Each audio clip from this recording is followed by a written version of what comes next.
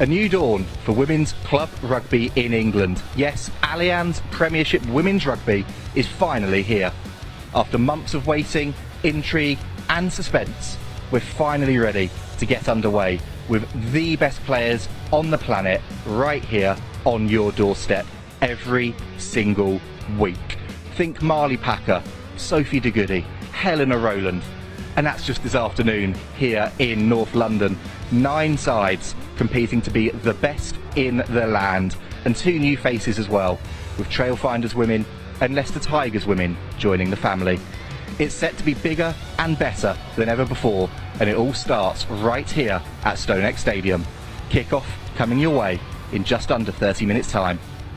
Well, a very warm welcome to what we must say is a slightly damp and overcast StoneX Stadium.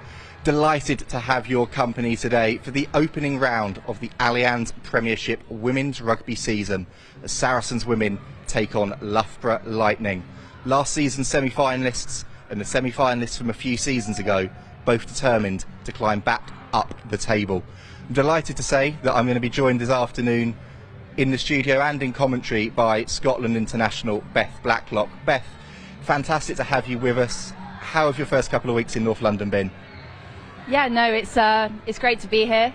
North London's definitely very different to South London that I've been in, but it's been fantastic. You know, everyone's very welcoming. The coaches are great. Training's been fantastic. So yeah, very excited to be here. And sadly, an injury in training is going to keep you out for a couple of weeks. What sort of time frame are we expecting on that?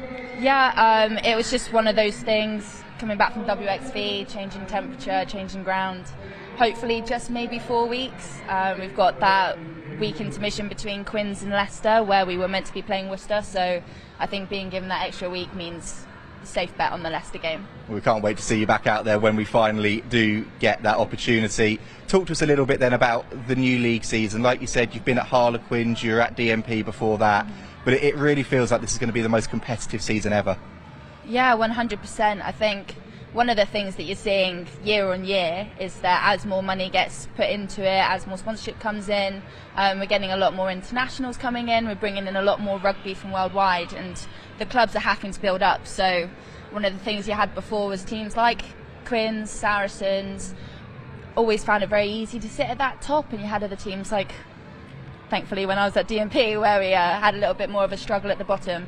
You're seeing that be a lot more equal. You've got a lot of teams like Exeter in the final last year, Bristol coming through this season are going to be very strong, and then as you say, the new squads like Leicester and Ealing. Just being able to spread those players means that week in, week out we've got competitive games, and it's just really good to watch. Well, as you said, it's going to be competitive right across the board this season. And we were really, really pleased to be allowed into the Saracens camp a few days ago to chat to co-captain Lottie Clapp and star centre Sydney Gregson to see how they're feeling ahead of the start of the new league campaign. Yeah, absolutely. So many positives to take from last season. I genuinely believe that we built the foundations last season. We were learning so many new things. All the coaches were really stretching our knowledge and ability.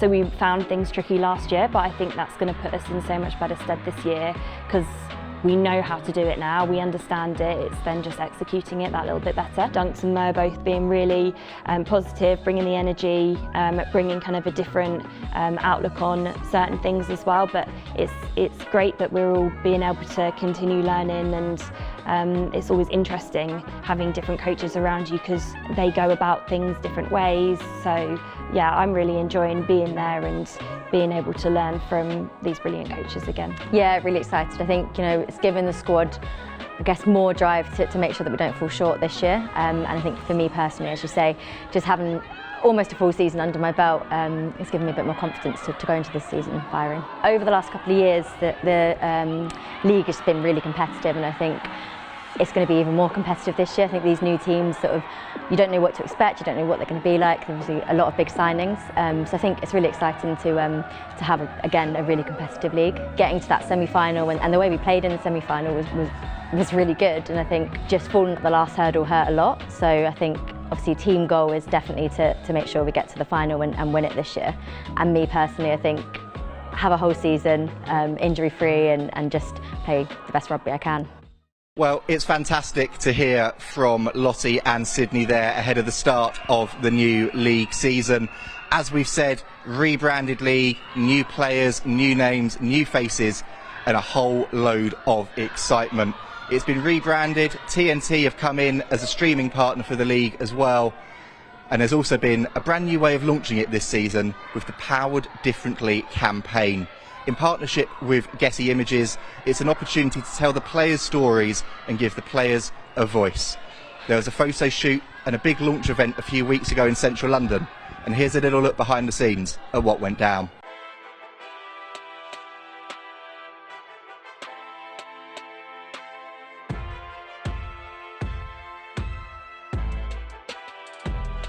The photo shoot today is for the launch of the PWR League in November.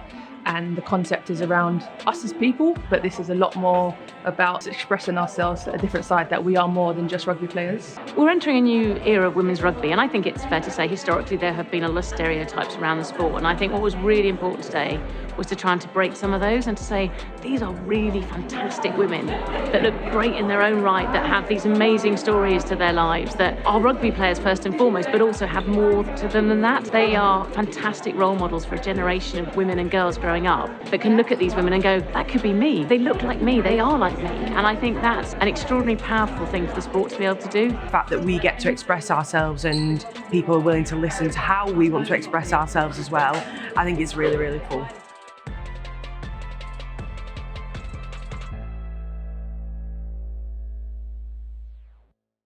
So a fantastic look there at what went on behind the scenes at the Powered Differently Media Launch Day.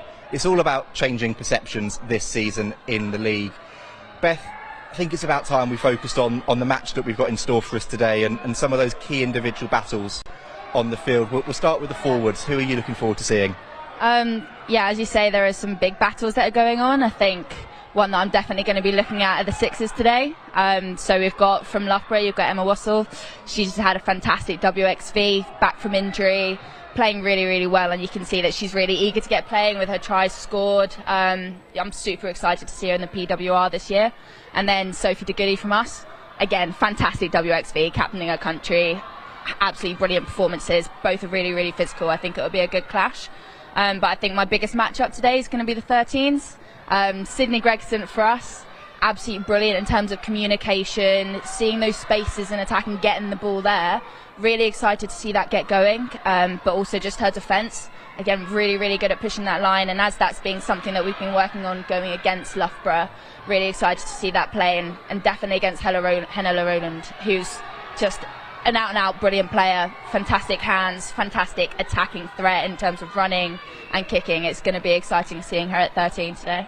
Just talk to us a little bit more about that battle then between Sydney and Helena. Helena come back off the WXV, like you said, and play a number of different positions, but Sydney's really grown into that 13 jersey after coming back from injury for Saracens. Yeah, for sure. So Helena, as you say, we've seen her play lots at 10, and we've seen her play as well at 12 when they had that missing partnership in the centres for England. But I'm really excited to see her at 13. As I say before, she's got a wicked step.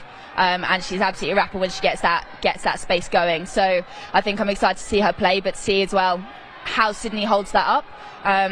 She has grown into that 13 shirt. I think it's definitely something that she's held on to, and it's going to be hard to get that shirt off of her. But in terms of that line speed up in defence and being able to manage that space, I think it's going to be really good to see how well she shuts down Helena. And then it's all to play for in attack. I'm really excited to see how she does in playing in those wide zones. It should be a really interesting one to watch, like you say. So Beth, we've looked at some of those individual matchups we've got today, but a little bit more about that inter-team battle as well now. Yeah. Loughborough are really good attacking around the fringes, so tell us a bit more about that. Yeah, so Loughborough, what we've found playing against them is they were very good at maybe finding where we've had that little bit of disjoint in our third, fourth player. So you see here that pop just to that 8. That's just where there's a slight mismatch in terms of where our players have come off the line, and they found those gaps a good couple of times. So I think we're going to show another clip here about it, and they're just very good at taking that ball to the line and seeing again where we've got that difference in terms of where our line's up. They've hit that hard ball, and then as we've got that, then the second phase is you then have that slow round the corner. So they've been able to pick there and go through and score that try. So something we've been looking for as Saracens in our defensive line is making sure that we get those numbers on the blind sides and making sure that we come up hard. So you'll see this now in our defence where we've come up high, and Sydney's done this very well. Again, this is why we're very excited to see Sydney play in this. Brilliant line speed up and being able to then swim off and put under pressure there. But the big focus that we've had is making sure that everyone comes up together. So if our inside comes up, and we'll see this with Sophie Bridger playing at 12 today, if that inside comes up, it means that that tackle can happen a little bit further behind. So again, just that inside needing to come up a bit, make sure that they don't get those meters back and we can hit them behind that gain line. So again, good cover in here, but if we keep our inside up, and so this is what we've been focusing on the last few weeks, making sure that we get our pressure up off the line and making sure that we're all there together. It's just the Saracens brick wall. And just this final clip here, as we look at it here, you've touched on Sydney a couple of times. It's Cara Wardle that puts the pressure on here. How important is that 12-13 channel to this defensive line? Yeah, I mean, personally as a centre, I take a lot of pride in defence, and I think that if they ever break through the middle or if they ever break through before we get to that outside edge, I definitely take a little bit of what could our centres be doing to help fix that. And so, I mean, the centres are really, really important. You've got that gap from the forwards to the back, so we have to communicate that, make sure that we're all coming up together. But in terms of off of that set piece, it's so key, because if you get a break through the middle, you're under the posts. So making sure they get that communication together and they get that coming in, it's so important. Like, again, like I say, as a centre, I'm very biased, but I think defensively, 12 and 13, that partnership, that has to be solid. So there are some big matchups all over the field today, but there's a huge match in store on the 23rd of December as we welcome Bristol Bears to StoneX for a Christmas cracker. It's going to be a festive feast with all the trimmings as we welcome back old friends and ring in the festive season in style. Tickets are on sale now at saracens.com for just £5, and there's also hospitality available. Trust us, you'll be foolish to miss out on this one. Yeah, I can't believe I've just said that either. A StoneX Christmas cracker will soon be here. With your Sarries stars spreading seasonal cheer. We'll be making a list and checking it twice. Who's been naughty and who's been nice. The Bears are our guests and we'll share some mince pies. But it's our Christmas wish to score loads of tries. Well, as we said, it really is going to be a Christmas cracker. Beth, you've experienced your fair share of big matches at Harlequins. What is it about having those bumper crowds in that makes them so special? Yeah, I think everybody would agree. The special thing is, as you say, getting in those crowds, getting in the big number of fans and getting that noise up. The big game was always fantastic at Twickenham. You know, it's always great playing in a big stadium, double header with the men's, and by Christmas time as well, you've definitely got the fans having the Guinness, and it's an incredible atmosphere, and to be able to play in it, your heart gets something. You know, it's one of those things. It's amazing to be able to play there on the day, and it's one of the things that builds up the pressure and it's what you play for, isn't it? And so it's one of those things that actually brings in the experience that you want as that professional athlete, to be able to play in front of a big crowd, big pressure, and just a really, really big day, and have to put performance in there. And it's, as I say, heart thumping. It's really hard to not. And just a little bit then about that big game we've got here on the 23rd of December, that Christmas cracker against Bristol Bears. Some old faces coming back to these parts, your Holly Aitchison, your Hannah Bottomans, your Deborah Wills. But like you said, at Christmas time, it's all about getting as many people through the door and putting on a show. Yeah, hugely. Definitely get the big crowd. It's the 23rd, you know, just before Christmas. But it's Bristol. Bristol, they've built a great team, taking some of our girls. But they're going to be really, really strong this year. And so I think it's a really good game to be able to play that. It's going to be a really, really good platform of rugby. It's going to be a really good show for people coming to watch. And it's going to be a really great and fantastic show for people to come and watch women's rugby and be like, look, this is what the game is. So it's going to be a really good day. It's going to be a cracker. Very nicely done. And speaking of cracking places to watch sport at Saracens, we don't just have our men's and women's rugby teams, we also have the Saracens Mavericks. They're preparing at the moment for the start of their season, which admittedly isn't until February, so there's a little bit of time to wait. But if you fancy getting yourself a seasonal membership to go and see the matches at HSV, here's what's in store.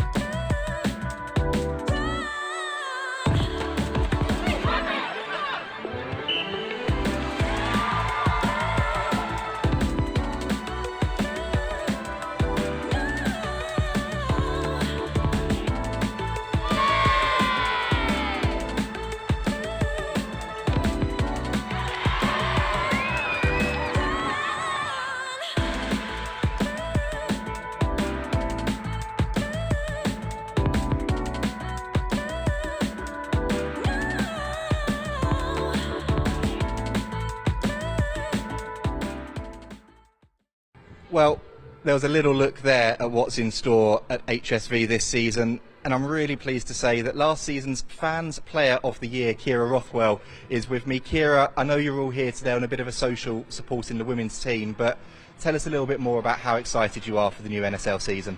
Yeah, I think a lot is said at the beginning of a season about, oh, this is going to be our year, we're going to be excited, and I don't want to just repeat that, but I truly believe this is going to be the year for Mavs. We've recruited really well in the off-season, we've got some amazing international players coming in. I can't wait for everyone to see them out on court, and just what we've been doing behind the scenes, working on our culture and keeping that in line with the whole professionalising of the netball game in general.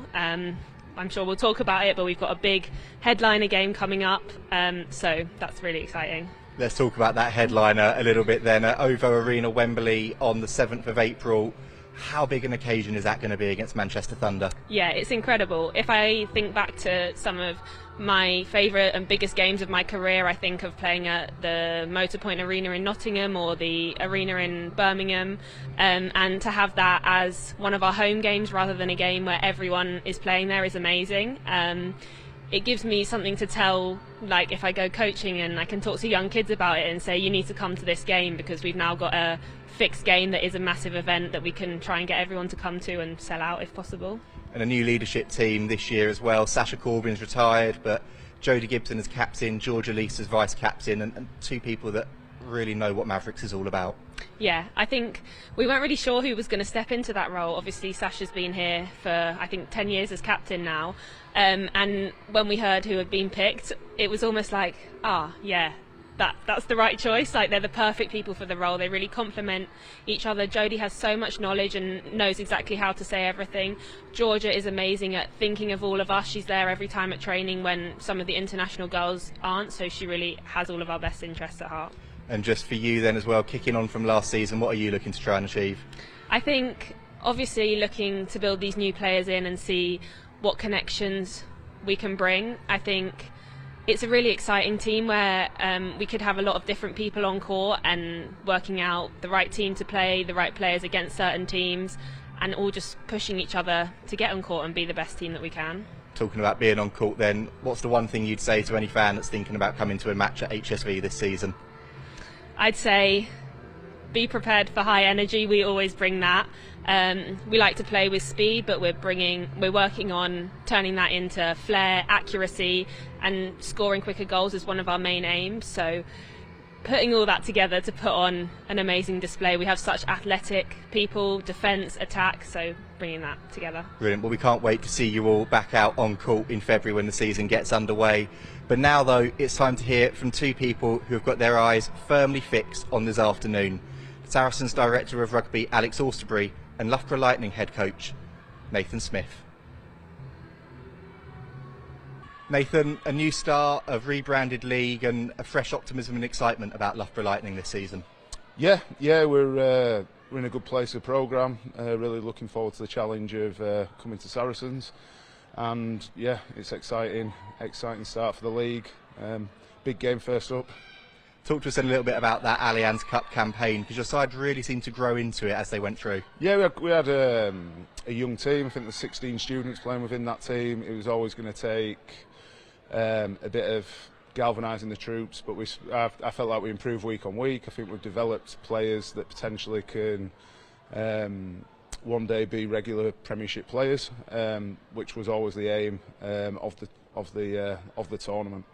And you've got a number of internationals coming back in today. Helena Rowland, obviously the big headline name, but Daisy Hibbert-Jones getting her first caps as well, and she's been huge for you guys the last 12 months. Yeah, it's brilliant. We're just delighted as a programme for Daisy. I think she thoroughly deserved it. I think we're all rooting for her when she came on against Australia. So now if there's anyone who does deserve that sort of recognition, it's her, just for the hard work and dedication that she puts in day out. So it's good for her to get a reward for that.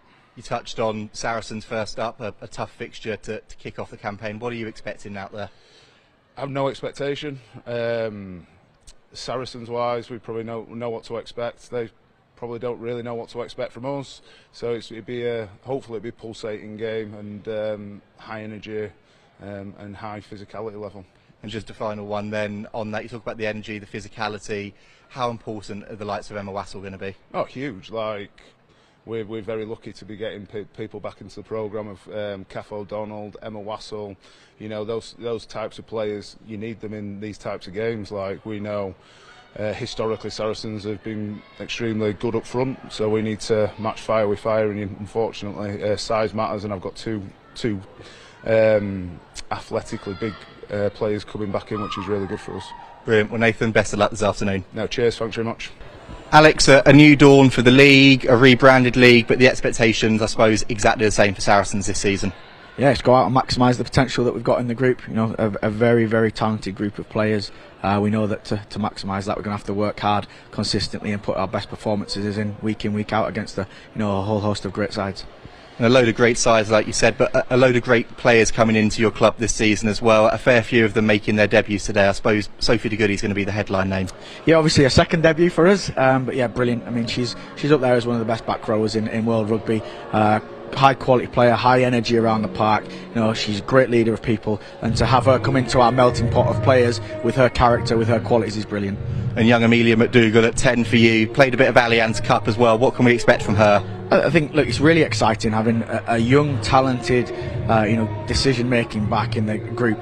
So some of it is just, play with confidence, do the things that she's been doing to get her selected into the group, which is, playing off the cuff, using her own kind of game intellect to make things happen. And then some of it is being pragmatic. It's understanding the systems, the structures that are in place, and trusting those players around her. So I think it's really exciting to see how she'll grow, not just today but over the course of this season.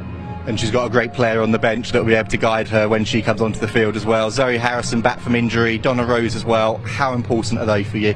Yeah, look, you can't underestimate that. The quality of rugby players, that goes without saying. But the influence that they have on the people around them in the changing room, on the field, there's no substitute for that. And having them both back training fully, fit and firing, happy and excited about their rugby is wonderful. And having that strength and depth on the bench with those two and the others is just a brilliant place to be as a club. Difficult place as a coach, but it's a challenge that you love to have. Having such quality is amazing, and will be the thing that stands us in good stead for the season. Brilliant. Well, Alex, like you said, a lot of tough choices for you to make, and I'm sure there'll be a lot more throughout the season. Best of luck this afternoon. Thank you. Well, a little under 5 minutes to go then until kick-off here at StoneX Stadium, the opening round of the Allianz Premiership Women's Rugby season. Beth, we can see now the fans in the stands, we can see the flag starting to come out. 1,100 plus tickets sold for this one, the most ever for an opening day women's fixture here at StoneX. We talked in that build-up about crowds being on the rise, but it's brilliant. Yeah, no, it's great to get such a big crowd here. We can see as well the girls are lining up with their flags, waiting for the girls to come out from the tunnel. And honestly, it's just, you can feel the atmosphere rising. Very, very excited to have the big crowd here for the opening game. And we heard from Alex and Nathan there in the build-up. Nathan saying that his side are a little bit of an unknown quantity this season. A quantity that though, is the amount of Scottish players they've got in their team. So tell us a little bit about them. Yeah, they definitely have a lot of the Scots in there. Nathan's right, Loughborough, they're always very strong, and I know they built in towards the end of the season last year, but they've definitely had a big pre-season. The girls who've gone away for WXV, they've definitely had a fantastic time away at WXV, and so I think being able to bring back their experience and add that to the calibre of the skills and fitness that Nathan's been building into them in pre-season, it's going to be a good game today. I'm quite excited to see what Loughborough can bring out the bag. You talked about those matchups all over the park which we've got, and I suppose that the headline name is Sophie de Goody up against Emma Wassell. But that back row for Saracens, I know it's not exactly your forte, but Sharifa Kasolo, Poppy Cleal in there as well, and the Saracen World Player of the Year to come off the bench at some point. Yeah, it's definitely a powerful back row. It's not my forte in that I don't play there, but I definitely have to tackle them enough, both in training and have been against them. It's a very, very strong back row. Sophie de Goody coming back is a fantastic addition to the squad, and as you say, having the World 15s Player of the Year coming off the bench, that's not a bad thing to have. Well, let's take a look at the fixtures this weekend. One result already in for you. Bristol Bears Women Well, they're up and running, aren't they? 48-5 victors over Sale Sharks Women at Ashton Gate. This one kicking off at 2:30, and then Trailfinders Women making their league debut against Harlequins Women at 3 p.m, and Leicester Tigers Women doing the same tomorrow afternoon against last season's runners-up, Exeter Chiefs. Beth, obviously, that's a big result there for Bristol to kick off the campaign. It really is. How much is this opening round about putting down those statements? Yeah, I mean, that's a fantastic statement from Bristol. I said before, I think that Bristol are going to be very strong this year. They've got in some fantastic signings, and they've also just signed some new ones as well that aren't even playing today. So very, very excited to see Bristol. They've definitely put their stamp down, and that's exactly what we're looking to do today. You've definitely got to show it. Well, let's look at the teams then, starting with Saracens. A late change, Akina Gondwe coming in at loosehead prop for McKinley Hunt, a signing from Warriors Women, and then May Campbell and Kelsey Clifford, internationals in that back row, everybody except Sharifa Kasolo, who feels like an international in waiting. At half-back, Leanne Infante, the Allianz Cup captain, and young Amelia McDougall. And Sophie Bridger will show what she can do in a Saracens shirt for the first time as well. Having a look at the Loughborough Lightning side as well, packed with experience, Emma Wassell, Rachel Malcolm the captain, and Daisy Hibbert-Jones, and watch out for Emma Hardy alongside Helena Rowland in the centres. Chloe Rowley as well, one of Beth's other international teammates, lining up at 15 for the visitors today.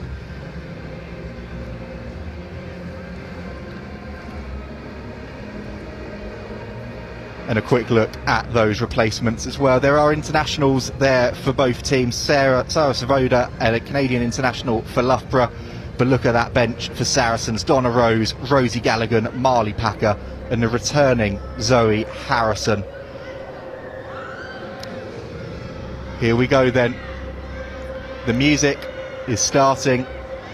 Lottie Clapp and Marley Packer there just waiting for their mascots. And here come the hosts, Saracens, out onto the field, led out by co-captains Lottie Clapp and Marley Packer. Can hear the noise all around there. Akina Gondwe making her way out at the end, and a nice little high five and a cartwheel from the mascot as well.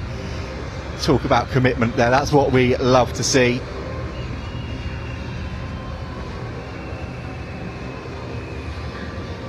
As we're going in for a quick picture there with the mascots as well, we wait for Loughborough Lightning to make their way out onto the field.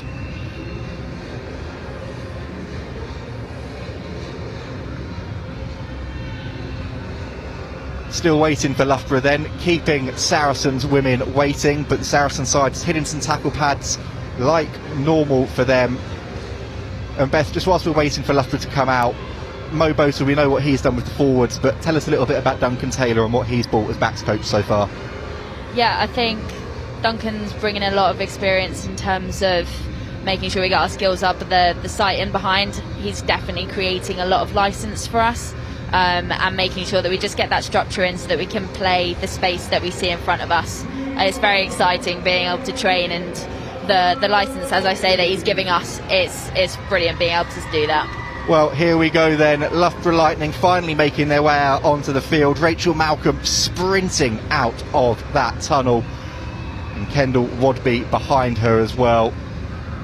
Experience all over the park for both teams this afternoon as the officials make their way out and get a nice little round of applause from the flag bearers as well. And it will be the visitors who kick us off for this one.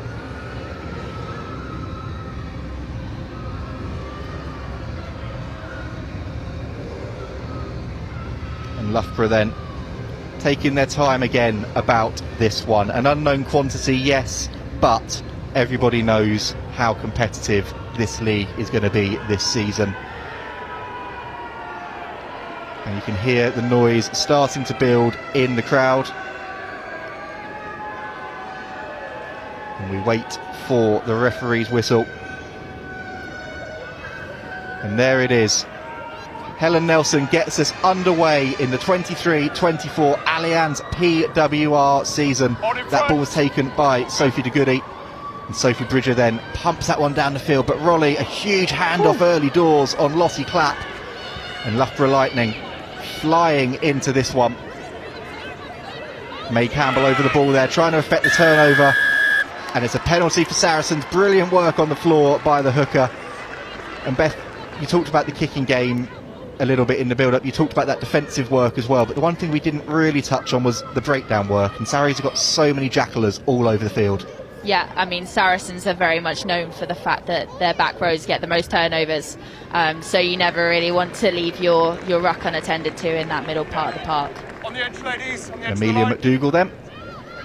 Yeah, I'm very excited to see Amelia go today. She's really good in training, and as I was saying pre-game, really good sight for it. And she looked really promising in the Allianz Cup as well. Let's see what happens here then with this attack. Sydney Gregson wrapped up well by her opposite number, Helena Rowland. And McDougall to Clapp, and Clapp looks to offload, and Corinne Grant picks up.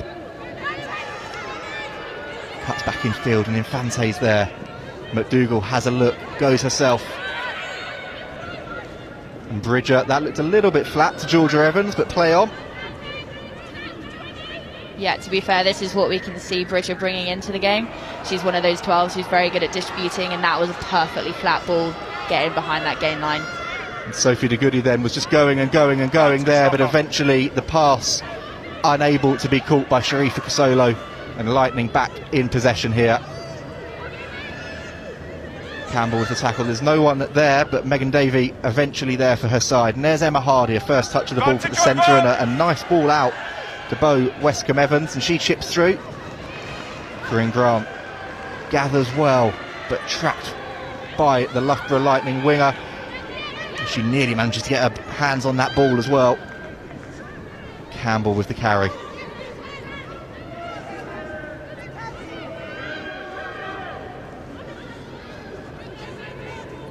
Yeah, you can see the hard carries there coming in from Saracens.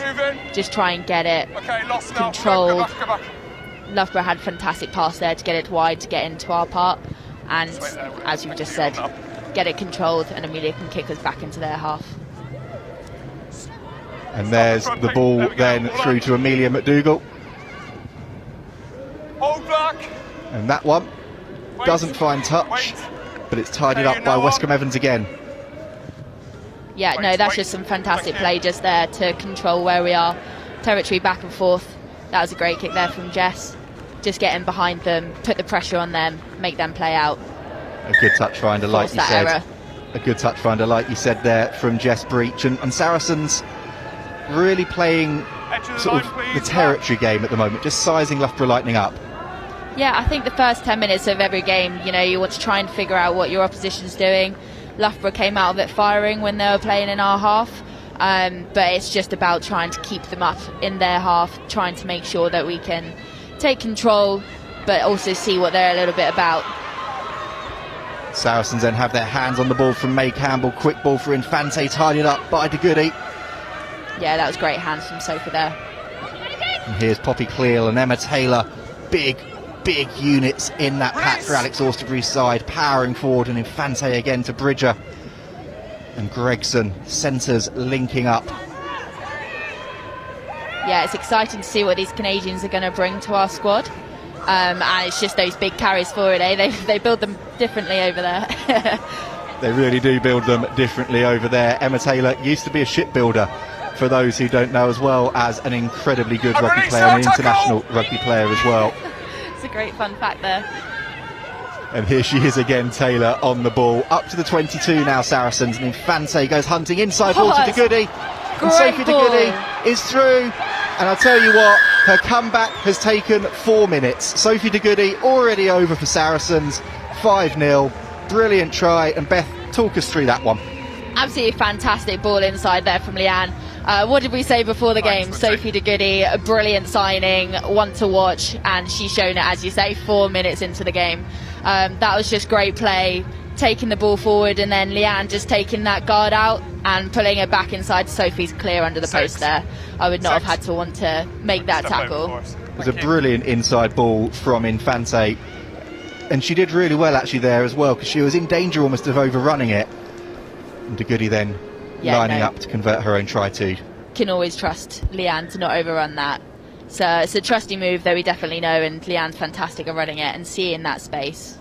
Brilliant 9 to play with.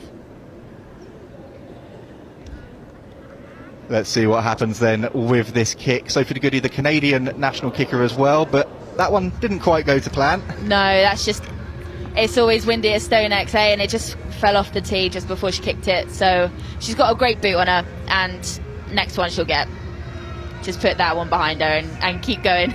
She did well enough to get the 5, so I think we can forgive her on that one. So 5-0 then to Saracens. Sophie de Goody, brilliant work with the try. Maybe not so brilliant work with the kick, but as Beth said, the wind is really swirling here this afternoon.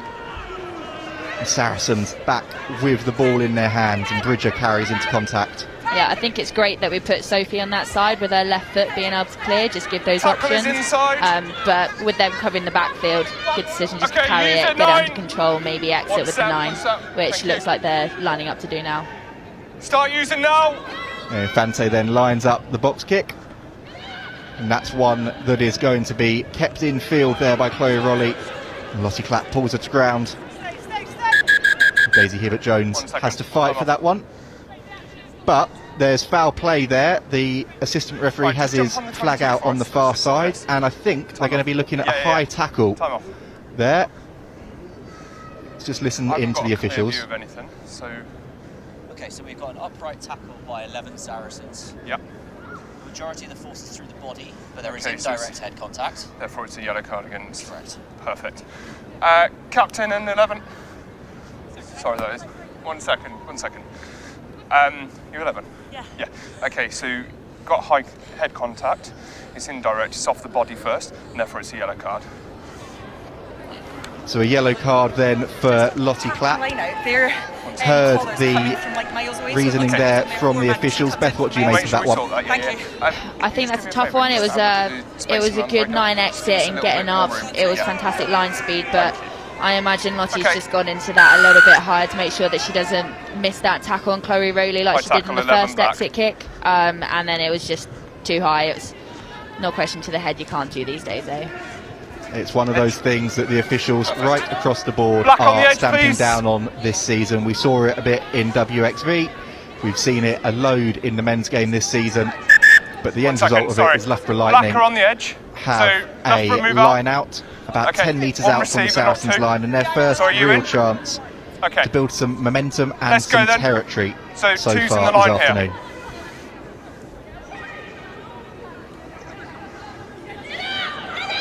That one doesn't quite go to plan. Backwards, play on.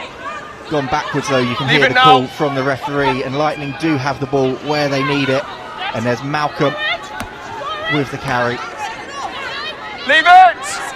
Yeah, you can see Helen Nelson's controlling the game now. Work those forwards through, tighten up that Saracens defence. And the big forwards coming through for Loughborough Lightning, 5 metres out from the line here.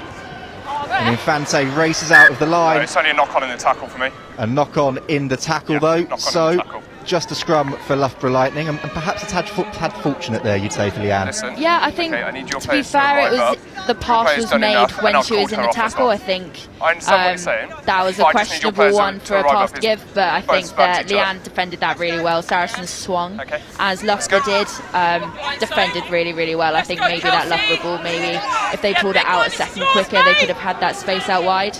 But luckily for Saracens, it did take that second longer, and we managed to make that hit. The end result then is that Loughborough Lightning are pretty much back exactly where they were, with a scrum 5 metres out from the line. Yeah, but we did go into this saying how good our back row is, so hopefully this scrum will be a hard one for them to push and we can defend it solidly. Let's see what happens then. Well, what does happen is that both front rows get a little bit close, and the referee wants to have an early chat with them. So make sure you're head above see Poppy Cleo and Leanne Infante. Let's go. Let's have a look at this replay then of Sophie de Goody's conversion attempt. You could see the ball just falling away as she was about to strike it. Really unfortunate there. But it stays at 5-0. As a kicker, it happens to the best of us. It's a nightmare. You never want it to happen, but it does. You ever experienced that one in a game yourself? That's when you pull over the hooker or the back row who wants to lie on the floor to hold the ball.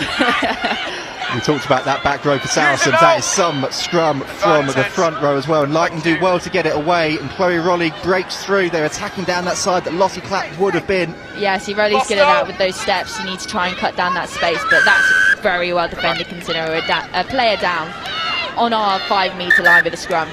Poppy Cleal then thought she'd managed to get her hands on the ball, but the referee wasn't happy with the release. It will be a penalty again for Loughborough Lightning. Yeah, that's well gone for from Poppy, but we definitely need to make sure that we aren't pushing the line too much with that, especially on our 5. And they look like they're going to tap and go here with O'Donnell, and they do really quickly. Emma Taylor up to meet her. Loughborough inches away from the line now, and it's a reverse pass to Malcolm. What can she do? Not quite for the back row. Thank you. And Wassell now is there. And a little bit of a miscommunication, but it's tidied up well by Hardy.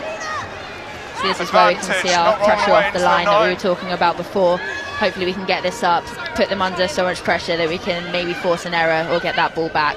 Penalty advantage coming again though, not rolling away in the tackle. These are building up now for Saracens here, and Lightning go out the back. Hardy to Rolly, Corinne Grant looks to make the tackle, Infante has to, the offload goes in, but it's dropped forward and will come back for the penalty. Meg Davey wants to take this one quickly, but the referee just wants to make sure all of those Sarries players are on side. 1 second, time off. Beth, Sarries are really under the pump here. Yeah, Sarries are under the pump, but it's what we do best. We try and put the pressure onto the other team, hard line speed off, hard tackles. You can never doubt our aggression, and we've just seen it there. If we can force them back enough, hopefully force them to try and make the wonder offload and then get the ball back with an error made, or here they're going to go for the line, but our line out defence is strong, so fingers crossed they'll go for it and we can get the ball back and get it under control and out there 22. Where are we? Here. Oh, back to you. So the referee then just deciding where the penalty was from. He's found it originally. Nelson with a little bit of a smile there. Yeah, I was questioning actually if they were going to end up going for the post to get the 3 points, but because we're quite far in, right in front. But we've gone for the line out. Good nudge then from Helen Nelson, and Loughborough backing that line out. It malfunctioned a little bit at the start, but they'll back themselves here. Yeah, I think bringing in their internationals, like we were talking about earlier with Emma Wassell in that second row. Well, you can see there, just jumping over you, Beth, it was originally stolen in the air by the Goodie, but Wadby does brilliantly to win it back for her side. Yeah, we've done well at interrupting the line out, but we need to try and keep that ball. And let's see what happens then. Nelson wrapped up in that tackle. And Saracens coming through. Georgia Evans looking to make a nuisance of herself. No, not now. Yeah, that's what we can definitely boast. Absolute nightmares at the ruck. O'Donnell then tidies up, but there is another advantage coming for not rolling away. Really, really mounting against Saracens here. And it is a penalty, and the referee's having a word. It looks like Sarries are going to go down to 13 here. And they are. We'll just work out which player it is. The players themselves are confused. Yes, 14. And it looks like it's Corinne Grant who's going off for an offside penalty there. Then 14 offside. Yeah, Corinne stepped off the pitch. I think it was just too many in a row. And he's chosen to go to the pocket. Yeah, time's off. So Saracens then are down to 13 for the next 3.5 minutes or so. Yeah, if you're on the field now, it's definitely grouping the players together. You can see Poppy talking to the referee, grouping the players together, making sure that we say about keeping our discipline is something that we need to make sure that we do hold in that 10 metres, and we don't want to lose any more players. So, great, yeah, get off the line, cause as much chaos as we can around that ruck area, because it is returning happy days for us, but we need to make sure that we keep that discipline so that we can get those returns. Let's just have a listen in here to Poppy Cleal and the referee. Let's just wait for that. Yeah. So with Lottie Clapp off the field, it looks like Poppy Cleal has taken over the captaincy for the moment for her side. The referee just having a little chat with her. We heard there talking about breakdown speed and getting away a lot quicker than they currently are. Okay, just wait a second. Looks like they're going to go for another tap and go. Let's see what happens here then. Short! Short! Balls there! They're inches away from the line here. It's been all upper since that Goodie try. They tried their own version of it, and Rachel Malcolm is over, and she has got it down for her side. They level proceedings here. 5-5 with the conversion to come. And anything that Leanne Infante and Sophie de Goody can do, well, Rachel Malcolm said, I can do just as well, Beth. That was really well worked from Loughborough, and you can't say they don't deserve it for the effort they've put in. No, do you know what? The forward pack have been playing very well in the first 15 minutes, and that was a great decision there to go around the blind side when we'd folded round, and you can always trust Rachel Malcolm to get that ball over the line. Great captain to carry Loughborough forward. Hopefully 7-5 for them, but as a Saracens fan, clearly we hope 5-5. But Helena's a great kicker, so I can see this going over. Let's just have a little look at this replay here then. So well worked. Clever play by Daisy Hibbert-Jones, and you would have seen it in Scotland colours time and time again. Rachel Malcolm from that distance, you're not going to stop her. Oh, she's an absolutely brilliant ball carrier, and she just won that high battle there. You know, she was covered in terms of defence, but drove that over the line. Let's just have a look at it from this angle as well then. Helena Rowland has added the conversion, so it's now 7-5 to the visitors. Yeah, see, that was great. You just saw that our guard just went round to the other side, and then therefore just get outside that second player. She was over that line. You can see here the power from Malcolm to get it down as Saracens take their time coming back to the halfway line. And Amelia McDougall then gets us back underway, goes long into the Lightning 22. It seems like a long time ago that there was any ball in that Lightning 22. And that's a good clearance kick as well, up towards halfway. And Saracens now with a chance to attack, but without both wingers on the pitch. Yes, you wonder how we play our wide game with that. That was a great clearance from Loughborough. Emma Hardy at 12. Just get it straight out, make us play from the halfway line. Ladies, let's see what we can do with our wingers off the pitch, as you say. 7 off there, thank you. So Saracens just taking their time on this one. A minute and 20 seconds to go on Lottie Clapp's yellow card, and May Campbell throws this one in to Georgia Evans at the front, and Saracens look to set them all, but Loughborough doing really well to disrupt it, pumping it backwards. And has that gone into touch mode? Gondry doing well to marshal it, and now that starts to trundle forward with Campbell and Taylor in and around. And it's got the crowd in a fine voice there as well, and a penalty advantage coming. That's one of the benefits of having the crowd there. Just it pushes you forward, and that was a fantastic driving ball from Saracens. No, you don't. It really was. Beth, you've just touched on the crowd there. We've seen that driving ball game in the Allianz Cup already from Saracens this season, but having those fans literally right in earshot of you when you're setting up, how much of a boost does it give you? Yeah, it's a huge boost. It's great them being so close, because everybody always comes and stands right next to the pitch. So when you can hear them going and then they see the movement forward, it just goes mad. A let off though for Loughborough Lightning with touch missed, and it's still in play, and Infante and Breach have to tidy up, and it is Jeff Breach with the ball. Puts that one into the 22, and Lightning returning in kind with Nelson. And there's Bridger now, Sophie Bridger, a chance to race forwards and crash forwards through her opposite number. Looks to get the ball away, but it's been intercepted by Helen Nelson. Yeah, that was well read by Helen Nelson, and that was a fantastic kick from Megan Davey. Brilliant kick that. That was a great kick. Just seeing that our line had come up because we'd attacked with that ball, no one had dropped yet, and just kick over the top. They've got to defend a line out on our 22 now. That's fantastic. Put the pressure onto us. Great decision. And Lottie Clapp then waiting down below us to come back onto the pitch. Loughborough will still have time with a player advantage, but a defensive line out for May Campbell to work her way through here. And it's overthrown, and Wadley goes hunting after it and tidies it up on the floor. And Sarries are at 6s and 7s a little bit here. And there's Rowland with a little kick in behind. That's an interesting one with nobody in the backfield, but the ball dribbles away into touch. Yeah. And Loughborough doing really well to keep the pressure on. That was a great kick from Helena there. Shifting it wide, that's what we talked about pre-game, then noticing when we were short on the outside, down 2 wingers, that was inevitable, so getting it wide and then seeing as well that there was no one covering that backfield, put the pressure back on us. You know, we just had a line out that didn't go very well, now we're having to repeat it on the 5-metre line. Very good tactical kick there from Helena Rowland, and that's one of those things that we were looking for pre-game. So De Goody takes in the middle of the line out, and Saracens look to set them all again. They are up to 14 with Lottie Clapp back on the field. Yeah, it's always good to have our winger back, and especially if we're looking for this exit now. Good to be able to get that extra player in that chase.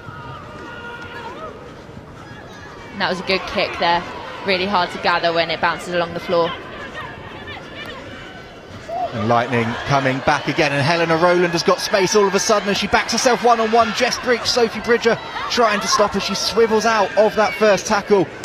But Lightning all over the place here, firing forward at Saracens as Hibbert Jones carries hard. Davey, Nelson, and there goes Wadby. Not now! Yeah, this is what they were doing well before, just playing their forwards, big carries, taking the ball on. Just unluckily dropped there. Brilliant defence though from Saracens, and it was Akina Gondwy that did what she needed to do for her side. And Beth, for a little bit of a change of voice, I'm glad to say Isla Alejandro has made her way up to join us. Isla, we're just going to have a look here at this break from Helena Rowland. Okay, ladies, a brilliant break from the outside centre, but really good defence there from Sophie Bridger and Jess Breach to halt her charge. Hips stay connected, don't yeah, definitely. I think before the game, Helena's one of those players that you always know is going to be a threat with the ball in hand. And obviously when she's got that much space in front of her, she's always going to go and back herself to go around the edge. But in saying that, we've been working a lot on our defensive connection, so it's really, really amazing to sort of see Sophie and Jess sort of working a really good partnership there to keep Loughborough out. Bind! Leanne Infante then with the ball in her hands, and that one's gone straight down. The referee not happy with it, wants to have a look at what's going on that far side with Gondwy. Just listening to see what he has to say. Let's go then. Pretty simple there from the referee, not wanting to waste anybody's time at all, wants to be straight back into it. Yeah, sure. Yeah, I think that's one of those things that we need coming into this referee who just wants to make sure that as many minutes can get played as possible. And you like to see that where they tell just, you know what, let's scrum, let's get the game going. I suppose it's one of those that you really want, but I suppose when the lactic acid kicks it in towards the end of the game, it's one that you might not be forgiving in form. But Dougal's done really well there to swivel out of that. That was a difficult little spot for the fly half. Yeah, we're just looking to carry it in now, just get the game under control. I think maybe that was meant to be a hard line there, a bit mixed up, but...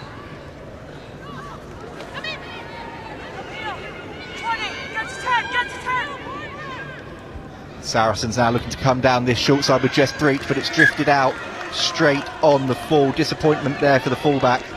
And Loughborough doing a really good job at the moment. Yeah, I think Loughborough did really well there to just put pressure on our kickers and make it so that we weren't able to exit.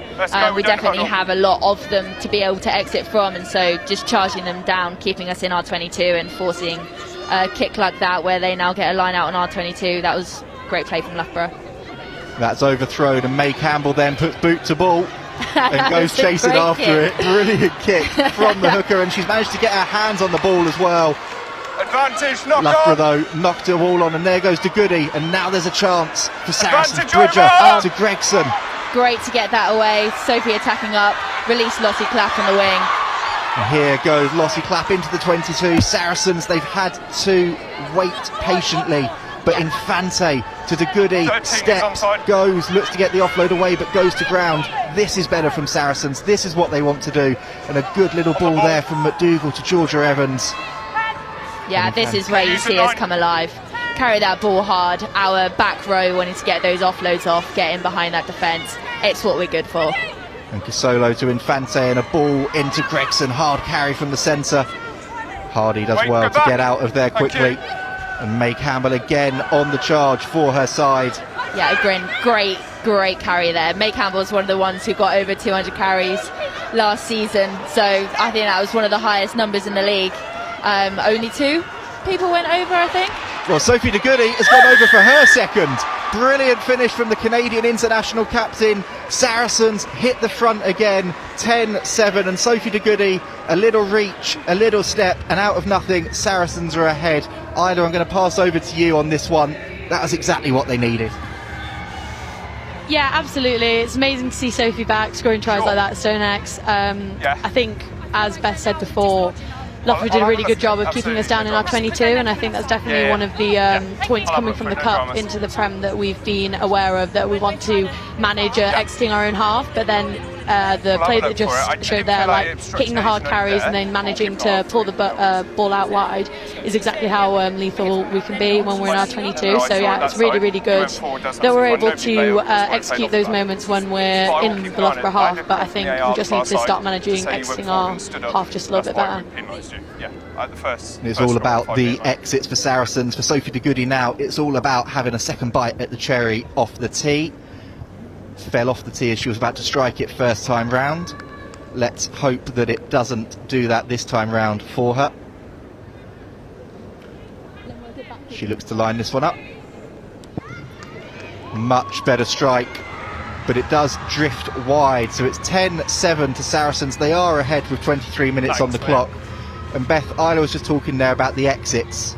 Yeah, it's great to see that Loughborough just had a line out on the 22, and it took for us capitalising on one error from them in the line out to maybe between 5 and 10 phases to scoring under their post and on the try line. You know, that's what we're good at. That's what we're good at, and being able to see what we're going to do with keeping the ball for more phases and playing it out. Stop in front, Black, for, isn't it? It really is what Saracens are looking for, and they are in the lead again. Exits, though, are going to be the key thing, as you can see de Goody reach out and cross over there for that try. And it wasn't a bad exit from Saracens, but it has put them right back into defensive position again. But the positive for them, Corinne Grant is back onto the field and they're up to the full complement. Yeah, I think it's now just calming down the play and making sure that we stay controlled, we take our time on those exits, and it's all going to come from maybe scoring those tries, getting more points, and having 15 players on the pitch. And that's going to be the important thing, isn't it? As you say, keeping 15 on the pitch. And also just make sure we're not joining really late, okay? Yeah. Discipline, communication, keeping it controlled, building the confidence, and that's when we're going to see our kickers. They can get the distance. That's when we're going to see them hitting those halfway lines on those exits and being able to make sure that we keep Loughborough as far back as we can, because we've seen what we can do with 10 phases. If we have them in their half, fantastic. Isla, I'm really interested here whilst we're waiting for Leanne to put the ball into the scrum. From your perspective, from the back three perspective, what are you looking at when you see the field you've got in front of you in this sort of situation? That's a really interesting one, especially sort of within our half. Like, I think going into the Prem, we've sort of spoken about the sort of how well we can get on the front foot and be like a really competitive, direct backline, but then also we've got the kickers who mean that we can push the ball wide, go to those crossfield kicks, but we've also got the pace out wide as well. So even though we might be in our own half, and obviously maybe it's a bit contradictory me saying this when I was saying that we need to manage our exits a little bit better, but then also I think as a backline we're looking to be ambitious and being able to take that space when it's in front of us. I think, as Beth said, making sure that we've got all 15 players on the pitch to make sure that we can maximise the width of the pitch and make sure it's as big as possible so that we can keep playing into those spaces is going to be really important. But I think at the minute we've got such triple threat with our players on the ball. So yeah, I'm pretty confident that anywhere we are on the pitch, it's a run, kick or pass option. Multiple options then for this Saracens backline, and they've got a scrum opportunity here. McDougall and Casolo goes powering into contact. Broke through so well into the team last season with Sharifa Casolo, and Infante looks for Gregson on that inside again. It's marshalling her forwards where she wants them, and Georgia Evans and Bridger again looks to find space, can't quite read the hands. And Infante back with the ball. McDougall, Clifford, first time we've said the name of the England prop this afternoon, and Campbell thinks she spotted a gap, thinks she's been hit in the head, but the referee says it's fine. And Emma Taylor carries on. The referees having a big look this season at head-on-head contact, and Lossie Clapp hit hard there as well. Gregson, Cleo spins away from Emma Hardy. Yeah, that was a great carry on top of 6-7 good carries from the forwards, just sucking in that Loughborough defence. And Leanne Infante, I think it could be argued somewhat played for that penalty there, but not rolling away. It definitely was not rolling away, as much as Infante threw it straight into the Loughborough player's back, and McDougall can put this one into the 22. Yeah, Nine's definitely like playing like that, and Leanne is definitely one of those Nines. and then that was good. That's putting us in good stead for a good line out in their 22. We've seen what our maul's done so far this game. So seeing this in the 22, so close to the try line, definitely something that we're going to be looking for, and suck in those Loughborough forwards and maybe see what we can get an attack from our triple threat back line, as Isla said. Let's see what the forwards can do first, though. They're quite happy to keep the maul going. Sophie de Goody's on a hat-trick already, but she's stuck in the middle of it. Once stopped, says the referee, so Infante has to play it. Goes herself, bursts through. Leanne Infante, has she got the try? Yes, she has. Brilliant awareness from the scrum half. She's mobbed by Jess Breach, Sophie Bridger, Corinne Grant getting in there as well. And we saw her do something exactly the same, albeit from 50 metres, in that Allianz Cup game a few weeks ago. Yeah. It's what you get with that experience at scrum half. Yeah, no, that was great play there from Leanne. Something that we were looking at going into this game is the fact that there's a little bit of disconnect off the back of that maul, and so Leanne making that decision to keep the ball in hand and hand off and get under the post. That was fantastic play from her. A great 9, great vision, and great decision to get under that. And there we go, it's just been converted as well. Sophie de Goody's trying to take as many points as possible. Really isn't messing about. Sophie de Goody made sure that one went over, and it's 7 points for Saracens, 17-7 their lead. And having been down and really up against it for a few minutes, you have to say they've roared back into this game and shown exactly what they would have wanted to. No, we love a bit of rugby with some drama, don't we? There's no point in making it easy. Have a look then as de Goody carries back. Yeah, Loughborough definitely enjoying kicking off to Sophie de Goody in this game. Great carry there again from May. Superb carry from May Campbell. Stop in front, Black. Yeah, see, that's what we were looking for. Just get it under control, look at that exit and get it out. Chloe Rowley, though, thinks she spotted some space, and it is bouncing and bouncing and bouncing. Corinne Grant does superbly to keep that in, but now the pressure is on and it's tidied up by Sophie Bridger. A fantastic kick from Chloe Rowley there, seeing that space in behind after the exit, and then well chased and made that tackle. Corinne did good at keeping that ball in, but offside position, and she didn't lift. Should have covered that backfield a little bit better before that. But we've done well to get that ball back, and that's what we're good at, hey, those turnovers. Let's just take a look at this kick again then from Chloe Rowley. The spatial awareness there, Isla, was superb, and Corinne Grant really had to show every single bit of speed that she had to get that one back in play. Yeah, absolutely. It's one of those things coming from the backfield, those transitions, we talk about it all the time in terms of our own attacking opportunities, but then also it means that conversely you need to be aware of when the other team are doing that as well, and obviously when you have players such as Chloe Rowley in the backfield, you do need to be careful, because if you aren't covering any space properly, or even in the front line, she's more than happy to do to run it or kick it. So yeah, really good sight from Chloe, but then also amazing work back from Corinne and partnerships with Sophie Bridger. Yeah, that was a great carry there from Sophie Bridger. For a first half hour in a Saracen shirt, Sophie Bridger has shown some real deft touches, and Emma Taylor has to go hunting for that ball though. Yeah, do you know what, Sophie's been playing very well, very good distribution from the 12 shirt, but she's also been putting in quite a few big hefty kicks, and those carries, she's made some good decisions to take it in, and has been definitely getting those meters. It's been good watching her in the shirt. Saracens with another penalty advantage, offside this time, so they've got a little bit of a free ball here, and Lottie Clatts can't quite get the ball away to Corinne Grant, pulled down by Bo Westcombe Evans. Yeah, that's some great meters though. That's what we want to see from the back three. You know, we've got those kicks, we've got those passes, but those carries just as good too. Let's see how long they're content to play with this advantage as Clifford carries next, and Infante looks at the referee, says she's more than happy to go back for that one and allow Amelia McDougall to boot this one back down into the Loughborough half.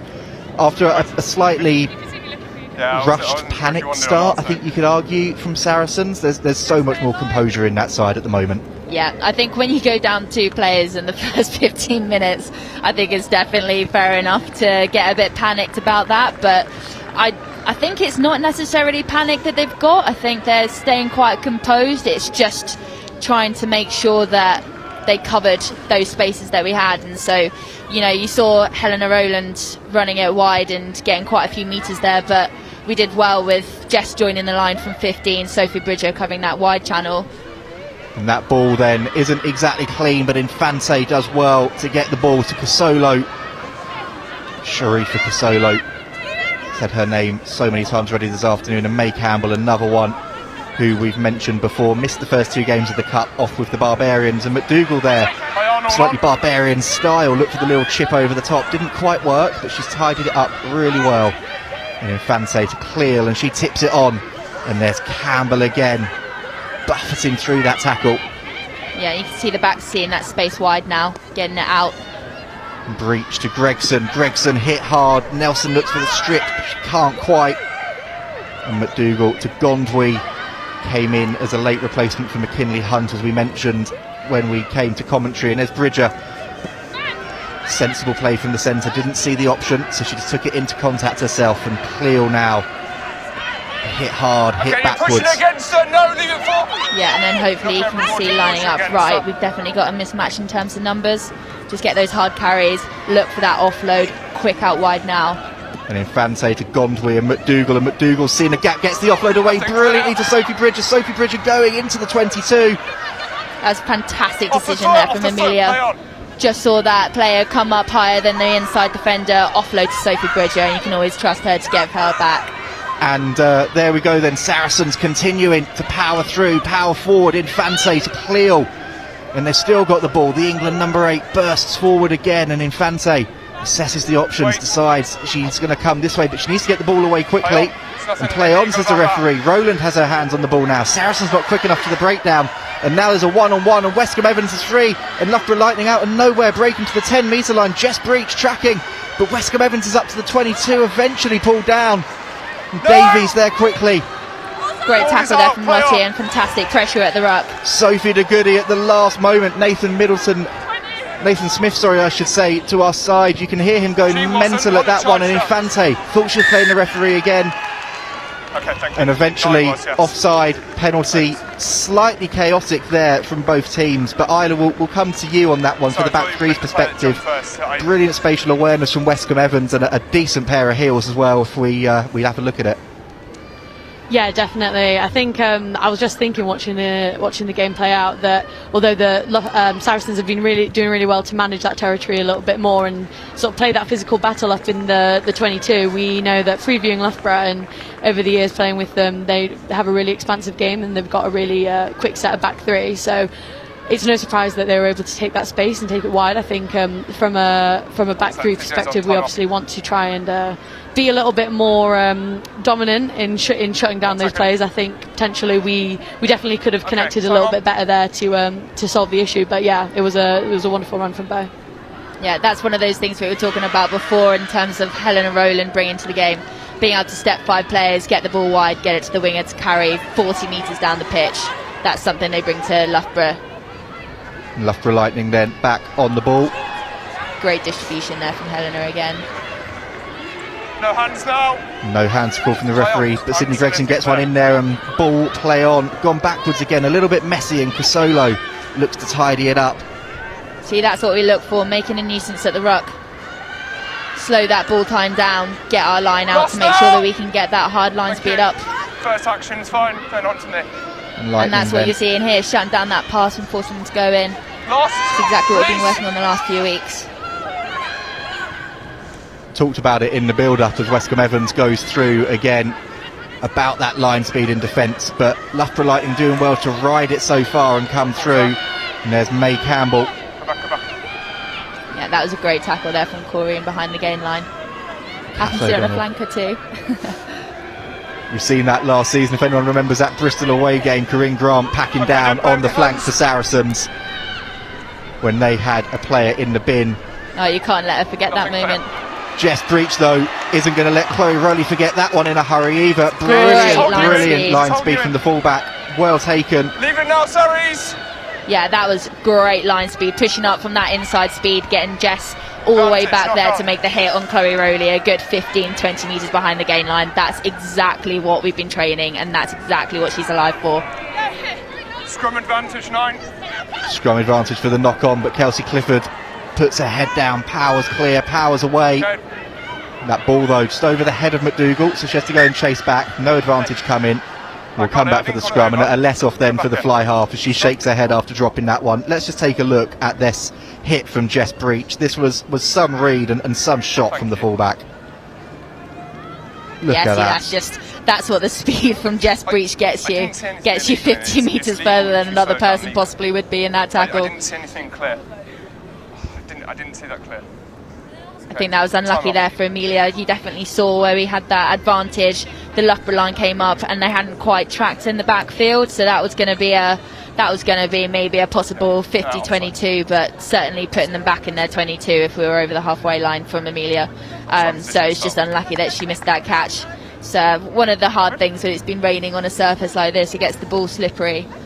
So when that pass does just go a little bit above your head, it's harder to keep it under control, but it was good sight and you saw exactly what she was going to do.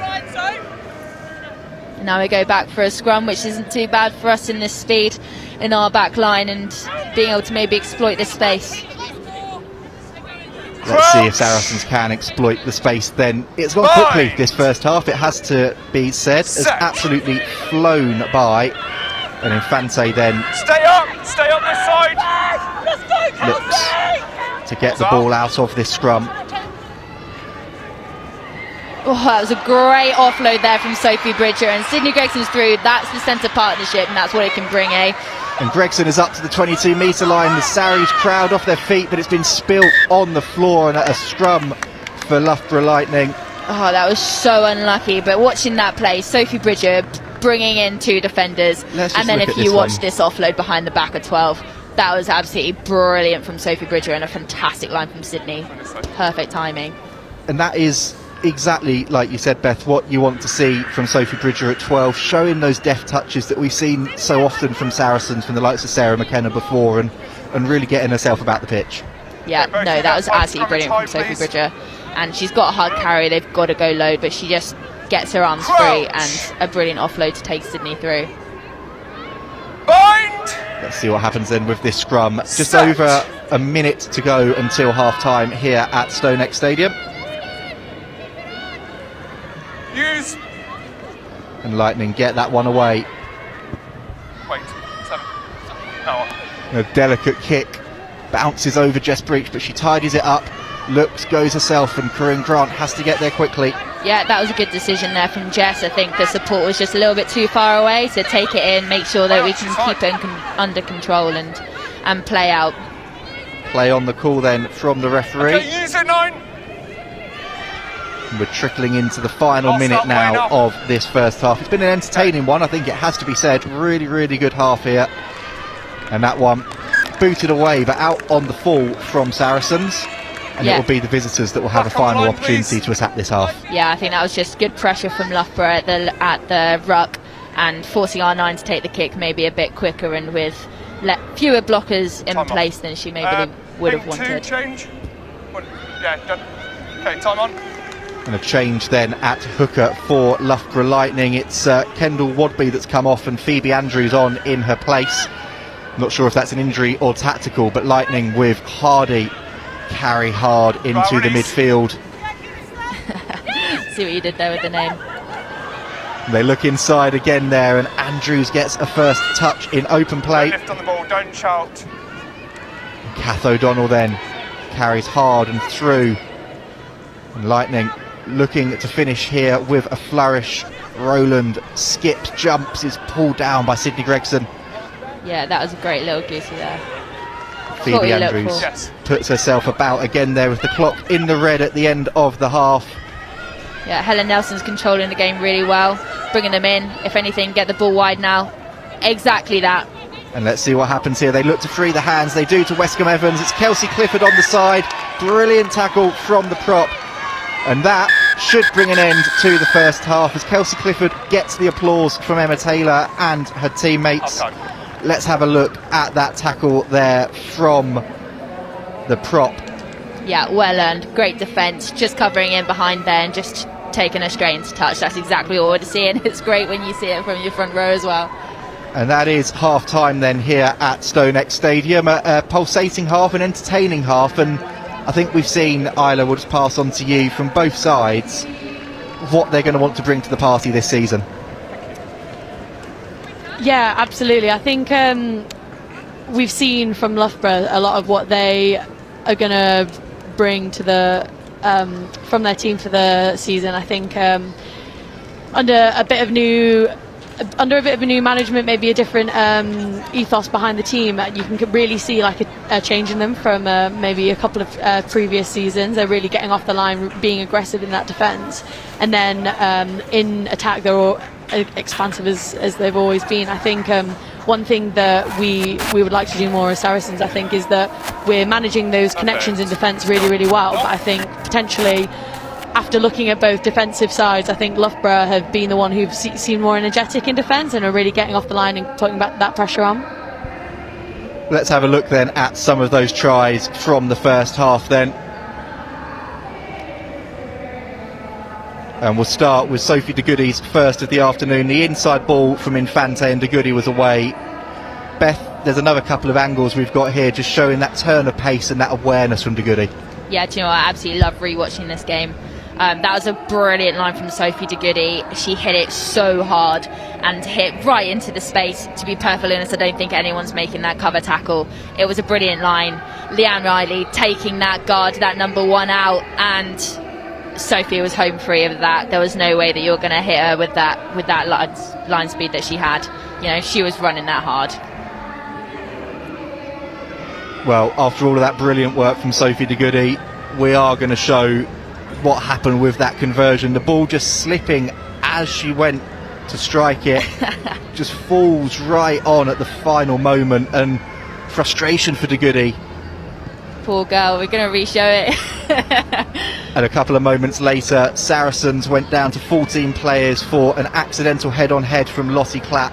High tackle, riding up was the call. Beth, just talk us through that one a little bit again.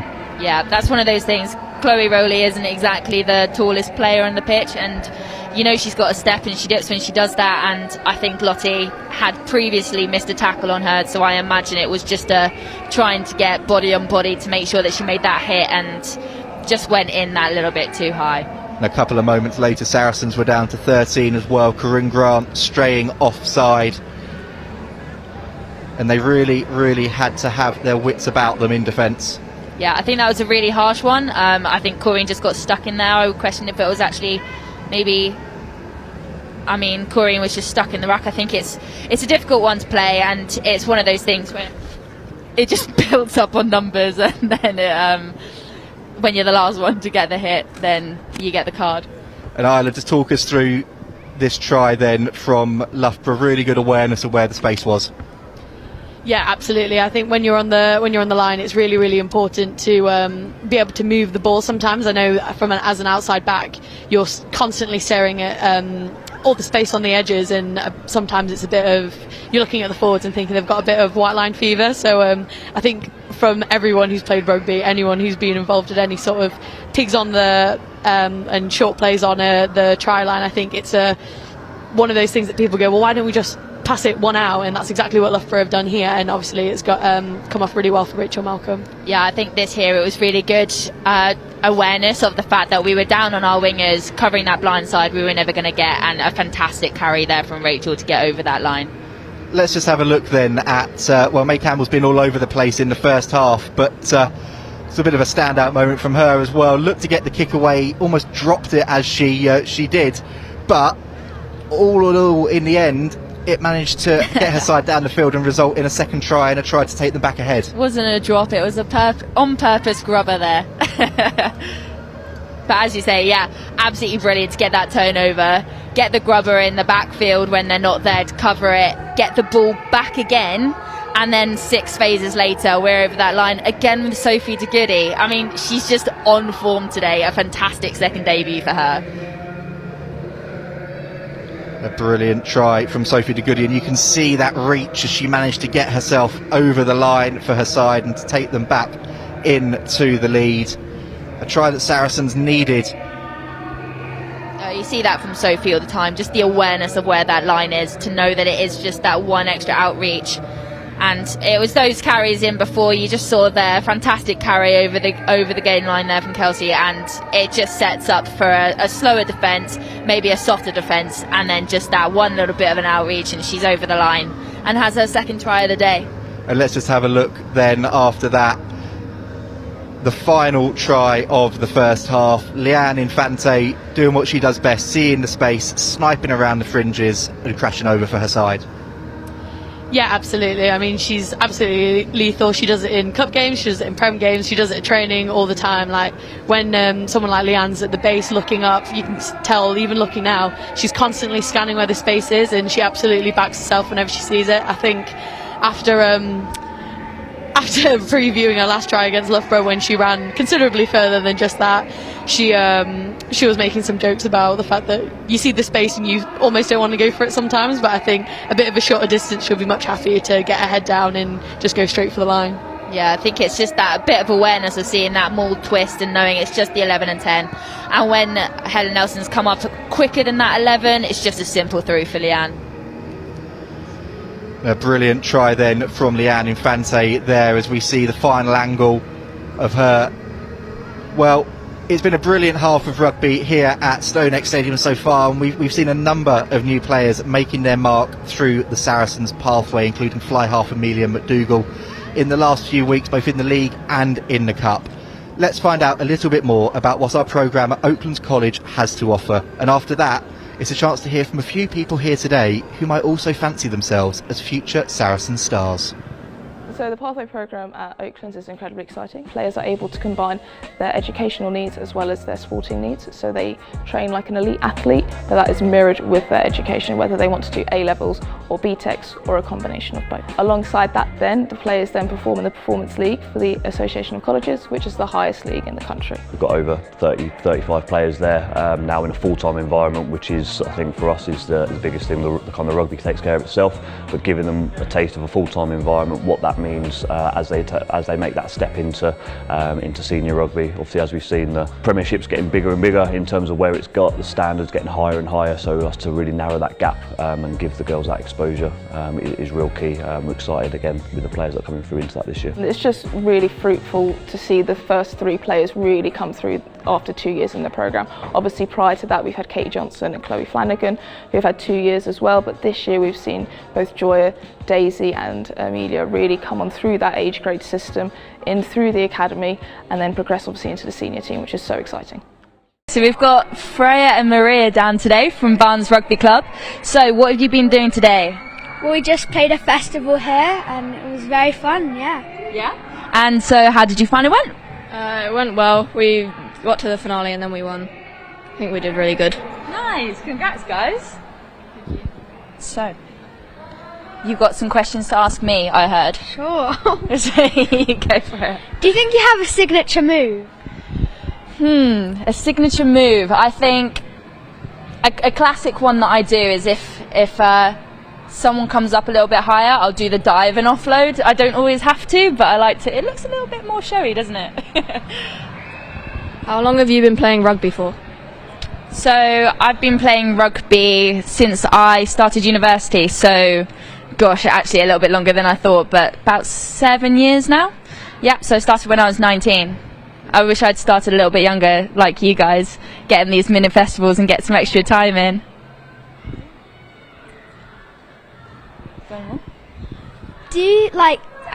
What made you want to start playing rugby? Oh, that's a good question. I always put it off growing up because I always wanted to play football. I know that's I know it's a dangerous thing to say in this game, but I always wanted to play football. But my family are big rugby people, and when I got to uni, one of my friends just dragged me along to a taster session, and then it was my dad could say I told you so. It was fantastic. Never looked back.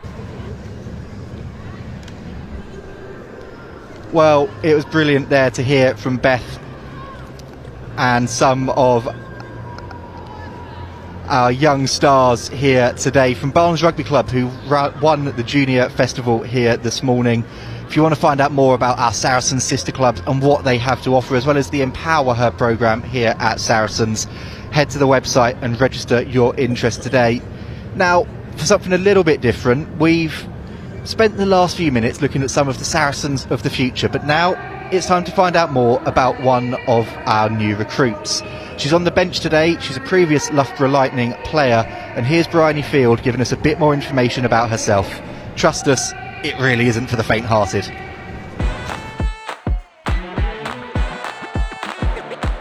Hell, it's really hard, but good hard.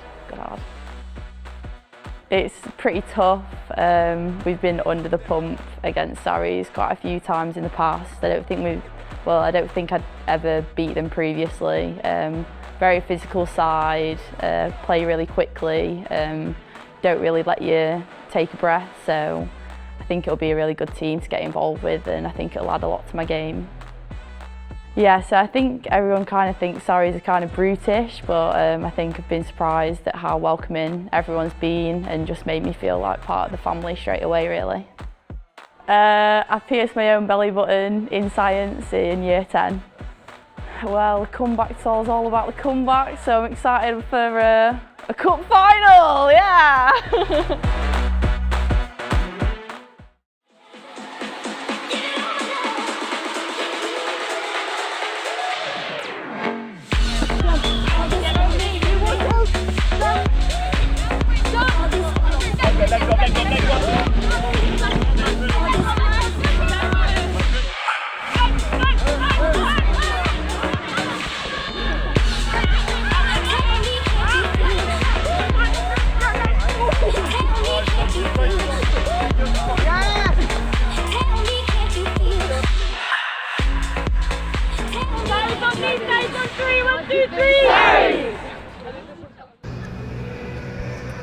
Well, fantastic there to hear a bit about the pathway, a bit about Barnes, a bit about Bryony Field, maybe too much about Bryony Field, but whilst we've got a little bit of time until the second half gets underway, we'll run you through the scores. Bristol Bears beat Sale Sharks 48-5 in the early kick-off, and over at Trailfinders Sports Ground, Harlequins Women currently have a 12-3 lead. Now, before the second half gets underway, Beth is a new signing here at Saracens this season. Isla joined last season, so I'm going to hand over to the pair of you just to give us a little bit of an insight into what the Saracens culture and the Saracens family is like. Yeah, I think before we start, we do have to make a comment. We resent that about Bryony Field. It's never too much about Bryony Field. She's just so willing to offer up all the information. And everyone's happy to get it, so. But no, so I'm definitely newer, so the thing that I found about coming to Saracens this season for sure is it's such a tight-knit team. The culture has been really, really built in, and I think as soon as I got here, it was day one, I definitely felt part of the squad and definitely felt why week in, week out Sarries put in such a tough performance and leave everything on the field. Like, it's just work hard. Yeah, definitely, and I think I experienced probably very, very similar welcoming last year when I first joined. I think especially from an outsider point of view, it's so easy to hate Sarries, and when it's one of those teams that you absolutely hate playing against them, they were always like really, really tough, really competitive. And I think before I joined, I was always a bit like, what's it going to be like actually playing here? But like you said, like, it's such a welcoming environment, and it is like, it's such a tight knit group, and I think that just shows how well that's managed off the pitch versus on the pitch, because don't get me wrong, in training it's absolutely brutal, it's so competitive, but I think everybody is super professional and they know exactly what everyone's here to do. We're here to do a job, but ultimately we know that those off the pitch connections are just as important. Yeah, 100%. You're right, you hear it from the outside when you looking in at Saracens, but being here, it is so tight knit off the pitch, and it's just, even in training, everybody just puts 100% in, and everybody's just held so accountable to it, right? Yeah, definitely. And it's easy to do, like with the staffing and with the people that we've got around and the support. Like, it's really, really welcoming. And yeah, how have you found the crowd so far? The crowd's been absolutely brilliant. I always hated it when I came to play against Saracens. I think being here for Saracens, it's a lot easier to appreciate it and what it brings to the team and their going forward. Brilliant. Well, thank you both of you there for that insight into what it's like being part of the Saracens family, and we use the word family very, very clearly across the whole club. We touched on it in the pre-match show with Kira Rothwell and Saracens Mavericks. We've seen it with our sister clubs. It's all about inspiring the next generation of Saracen stars and stars across the board in multiple sports for us here at Saracens. Loughborough Lightning then back out on the field, and we're waiting for the home side to make their way back out onto the field. And whilst we're doing that, it feels like a really good time just to reinforce that attendance today that we were talking about. Over 1,100 people coming in, the most that there have ever been at StoneX for an opening day encounter. Attendances across the league are rising, and that's what we want to see. Here then come the Saracens team out on to the field. Lottie Clapp marching out, with May Campbell not too far behind her. Yeah, let's see what's in store for this second half. Loughborough, as Isla was saying, are showing some real line speed off in defence, but also in their attack. They've got some real strong carriers, and I think it's something that Nathan's definitely bringing to them. You can see it's a huge improvement, their ferocity in their attacks and their defence, but see if they can keep up in that second half and if we can continue to defend it. No changes then for Saracens, no changes that we can see other than that one that was made late in the first half for Loughborough Lightning, with Phoebe Andrews coming onto the field and Amelia McDougall then ready to get us back underway. Taken by Andrews, hit hard by De Goody and Casolo. Great kick-off defence there, fantastic from Sophie De Goody, as per. Okay, stop in front now, 8, thank you. And Jess Breach then is under that one. Yeah, and you can see Amelia just eye up that space in the backfield. Done really well to try and find it, couldn't quite isolate the space, but Saracens then countering and coming back in Infante. That one's not quite worked out though. Yeah, it was a slight miss kick. You saw what she was seeing. There was a lot of space in behind that defence there, and it's just moving the defence, isn't it, in the backfield and trying to get that territory win. And here come Loughborough Lightning then, bursting clear through Westcombe Evans. And she's into the 22 and she still goes. She's eventually hauled down, and this is just the start that the visitors wanted. A penalty advantage coming as well. Yeah, that was great carrying from Chloe Rowley. Again, such a threat with ball in hand to get that ball away, and great attacking there. And let's listen to the referee here. Another yellow card for Saracens, and it looks like it's Poppy Cleal. Offside, playing the 9. Well, there we go then. Poppy Cleal offside, and playing the 9 was the call. Let's just have a little look at it. It was a brilliant run, a really important tackle from Poppy Cleal, and then penalised for diving over there and playing the scrum half. Poppy Cleal there, and Loughborough Lightning. Up we come, sorry. 5 metres out. They looked to take the line out really quickly there, but too quickly for the referee. To receive it. Okay, so it's the same reason yeah, we stopped Saracens earlier. There's two receivers. We're going to go again. I think it's just, ladies, they've made a big break and then playing the 9 in too big an area. It's just going to be, we've had the cards already, and it was going to come with that discipline. And Loughborough then going for the line out, 5 metres out. Okay, this player's in.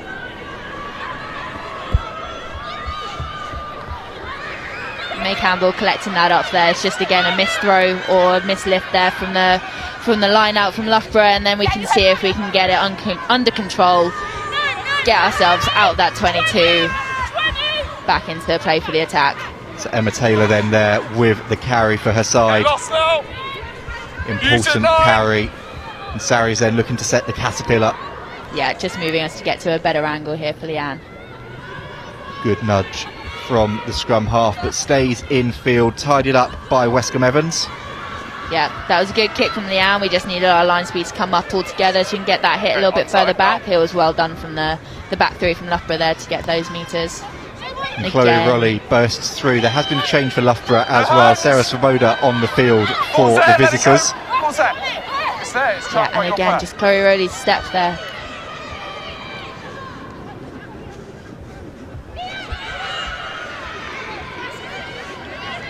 Loughborough then content to keep building the phases at the moment, and Hardy.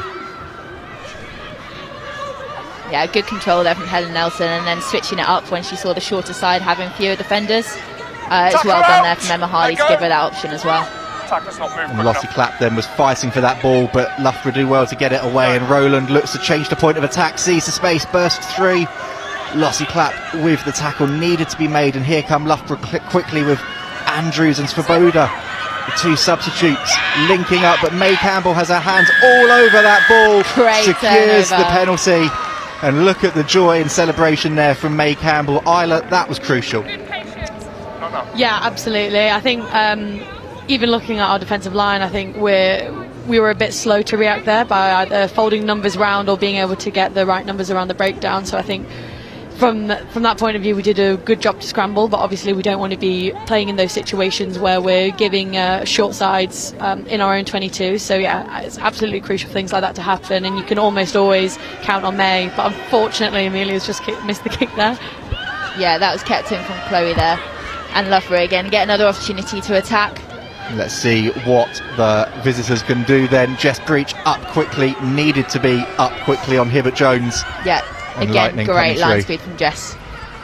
Georgia Evans, Corinne Grant making a nuisance of themselves. Evans is all over that ball, but not rolling away. Again, the call from the referee, and it's taken quickly by Davey. Davies going through, pulled down by Bridger. The referee, though, just come back, not a correct restart. Has said she didn't take it from the mark, so a let off the Saracens. Disappointment for Davey. I've got it. Yeah, we've been lucky to get that ball taken back. It's one of those things, we're very good at being nuisances in the ruck and being able to get that line set so that we can come off the line, but it's just, we need to make sure that we keep that discipline. We're giving away way too many penalties at the moment, and the referee's now looking for it.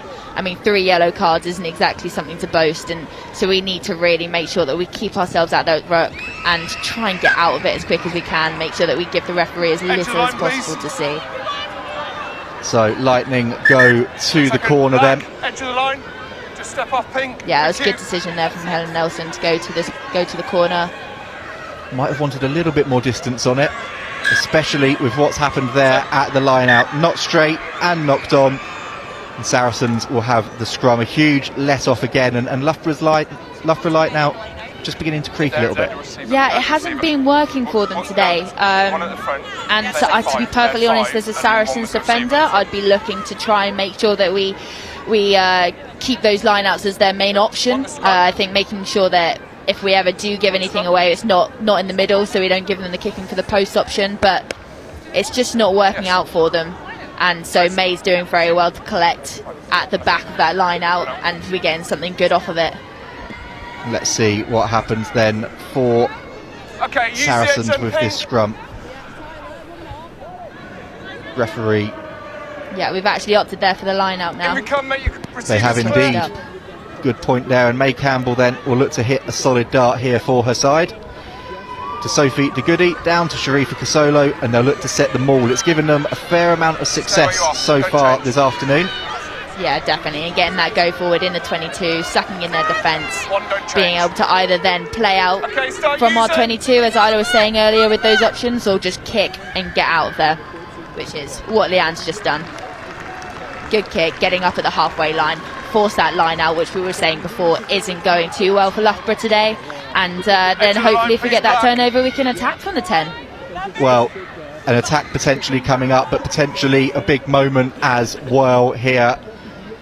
Number 20 for Saracens, lacing her boots on the side of the field, and number 22 as well. They will be coming on after the next stoppage, I imagine, but Loughborough Lightning for the moment looking to break and free, and Rolly couldn't quite get the ball away, but she's broken free from that first tackle. And quick ball again for Lightning, and a huge tackle going in on Malcolm. Yeah, that was great play there from Lightning. One extra pass would have been good. Oh, and it's intercepted from Saracens. Georgia Evans popping up when her side needed it most, and there's Emma Taylor then with that big fend, that big carry forward for her side. Lightning just can't get their hands on the ball, and McDougall happy to put her laces through that one towards the 10-metre line. And Helen Nelson then returns in kind. Yeah, great decision there from Amelia to get them back. Fantastic kick there from Sophie Bridger to again turn them on their backs, bouncing it out. Fantastic kick. Sophie Bridger there with a superb kick for her side, but here come those two changes as we look at the interception, and they are two huge substitutions as well. World Player of the Year Marley Packer coming on for Sharifa Kasolo, and at fly half Amelia McDougall's day is done, but it's a warm welcome back to a rugby pitch for Zoe Harrison, out since February with an ACL injury, and she slots in at fly half. How big is it, not just for Saracens, Beth, but for rugby in general, to have Zoe Harrison back out on the field? Oh, we've all been so excited to see her back on the field. I know she had a number of setbacks, but she's a fantastic player, both for Saracens and for England, and so it's brilliant to be able to have such a world-class 10 showcase on the pitch like this. And again, it's not bad at all to have Marley Packer World Player of the Year coming off the bench. And I say it's not bad, is it, when you can bring two internationals straight in for you? A knock-on in the middle of the field, and it will be a Loughborough Lightning scrum. Well, it's something that we were talking about earlier in the week, it's just the depth that we have at Saracens. We've got such a great squad this year, and so we had Shaz on the pitch at 7 and Amelia at 10, and they both played so well and are great players. Being able to then trade them for a World Player of the Year and a world-class 10, that's something that not many teams can boast. Well, Isla, I was just going to ask you about that as Loughborough Lightning make a change themselves. That's Grace Clifford making their way onto the field. That depth this season, teams are going to be tested. It's going to be a whole 45, 50 player squad effort for every single side this year. Yeah, absolutely. I think one of the things that I absolutely love about playing in the Prem year on year is the fact that every single year it's getting more difficult, it's getting harder, different teams are showing up, and you never really know what challenge you're going to get against it. Obviously we didn't have as a successful year as we would have wanted last year, but as Beth said, the depth that we've got is absolutely incredible, and I think that's reflecting not just, hopefully it reflects in the Prem, but it's also reflected already in the Cup. The fact that we've managed to secure a home semi-final is absolutely amazing. Sorry, Jess has just made a great break down the edge. Yeah, that was a great catch, and then fantastic step to go around the side. Jess Breach, the Jess Express as she's known, showing a little bit of that fleet-footedness that we've seen so many times. And here we go then. Oh, that's a huge shot in midfield on May Campbell. Zoe Harrison's floated past, not quite doing the job there, but great defence from Lightning. That was great defence from Emma Hardy. Fantastic line speed there to make the hit. You can see what Zoe was doing. Both very good defence from Emma Hardy. Superb defence from Emma Hardy. She saw where the space was, and Helena Rowland now looking to turn defence to attack, and she's got that away superbly to Tasker. And Breach goes back, but it's in the end Sophie Bridger that makes the tackle. Yeah, that's one of those things that Helena Rowland, you do not want to give her that space, and it's where another player would have had that tackle, but Helena Rowland's just a little bit of a gap and she's through. And there was a knock-on in the tackle, so Loughborough Lightning playing with the scrum advantage here as well. And there's Hardy popping up at first receiver, but that is a shot and a half from May Campbell. Sydney Gregson in there as well. And Davey has to go backwards to tidy that one up, and Trevathan absolutely love a double hit as a centre with a flanker. Absolutely brilliant. And here we go then, Rowland again, and now there's space for Loughborough Lightning, and they're breaking free here with Tasker to Rolly, and Rolly looks to cut inside, falls to ground as the tackle's made. Yeah, that was Georgia Evans has come through there. Superb turnover from Evans.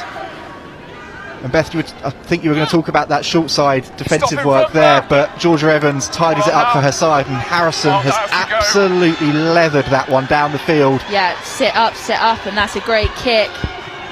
That was a fantastic kick from Zoe Harrison, stopping just before the 22 so that Helen Nelson had to get that out, and then chasing it down herself to force a kick like that and get a turnover right on the 22. And it's worked out quite superbly for Saracens, with the referee giving the penalty. What were you saying about bringing on a world-class 10? First kick of the day. What do we get from it? It's brilliant, really is. Let's look at this Lightning break though, because this was pretty good in its own right, and freeing up Chloe Rolly. She just slipped as she was trying to cut inside. Yeah. And then the ball was just dislodged, and Georgia Evans came through. Yeah, it was a great read from Helena Rowland to make sure that they then came out of the back as soon as our defence cut in on that hard line, and then it was just from there, great draw of the player, ball to Chloe Rowley, and then it was just unlucky that ruck got turned over. And Saracens back up to the full complement as Poppy Cleal makes her way back onto the field at the perfect time. They're 5 metres out from that try line, hunting the try bonus point. Taken one-handed by Sophie de Goody, and Marley Packer has her hands on it. Lightning have done well to disrupt it. She's not going to let go of that. In fact, they've done brilliantly well, but not well enough. It's a penalty try, and Saracens have the bonus point, the full 7 points, 24-7, and a yellow card for Loughborough Lightning as well. Isla, just talk us through that one. We saw it in the cup when you were playing. When that pack get up ahead of steam from the driving maul, there's no stopping them. Yeah, absolutely. It's an absolutely lethal weapon that I think Saracens has always got, and it's definitely the part of the DNA that we've got here at Saracens, is to be able to, any point in our 22, if we're kicking the ball for the line, that most of the time we're going to come away with points. It's really amazing to have that weapon in the locker. I think sometimes it's a little bit frustrating as a back because you think, oh, the forwards have scored again. Or come on, bring it wide. I know, Marley May, top of the try scoring list constantly, but I think it is absolutely testament to the power we've got in our front row in our pack. You know, it was funny watching that. Marley was never letting go of that ball at the back of the maul. I don't think I've ever known a 7 to score more tries at the back of a maul. She absolutely loves it, does Marley Packer, and eye for the try line. It's Katie Trevarthen that saw yellow, and Loughborough Lightning then made a change as well at scrum half. But another change for Saracens. Rosie Gallagher talked about second debuts for Sophie de Goody. Her second debut today in Saracens colours as well. Emma Taylor's day is done. When you're swapping a Canadian international for an England international in the second row, you're in a pretty healthy place. Yeah, do you know, Emma Taylor's been having a great game today. She's had some mean carries. I would not have been wanting to play against her. And as you say, to be able to trade her for another international, it's just another thing that the depth of this squad just brings. That was a great ball there into the space.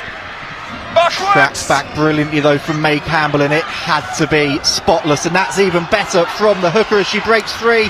Can't get the hands away though, and Loughborough go searching for the ball at the breakdown and have managed to get the turnover themselves. End-to-end action here, and they come again then, this time.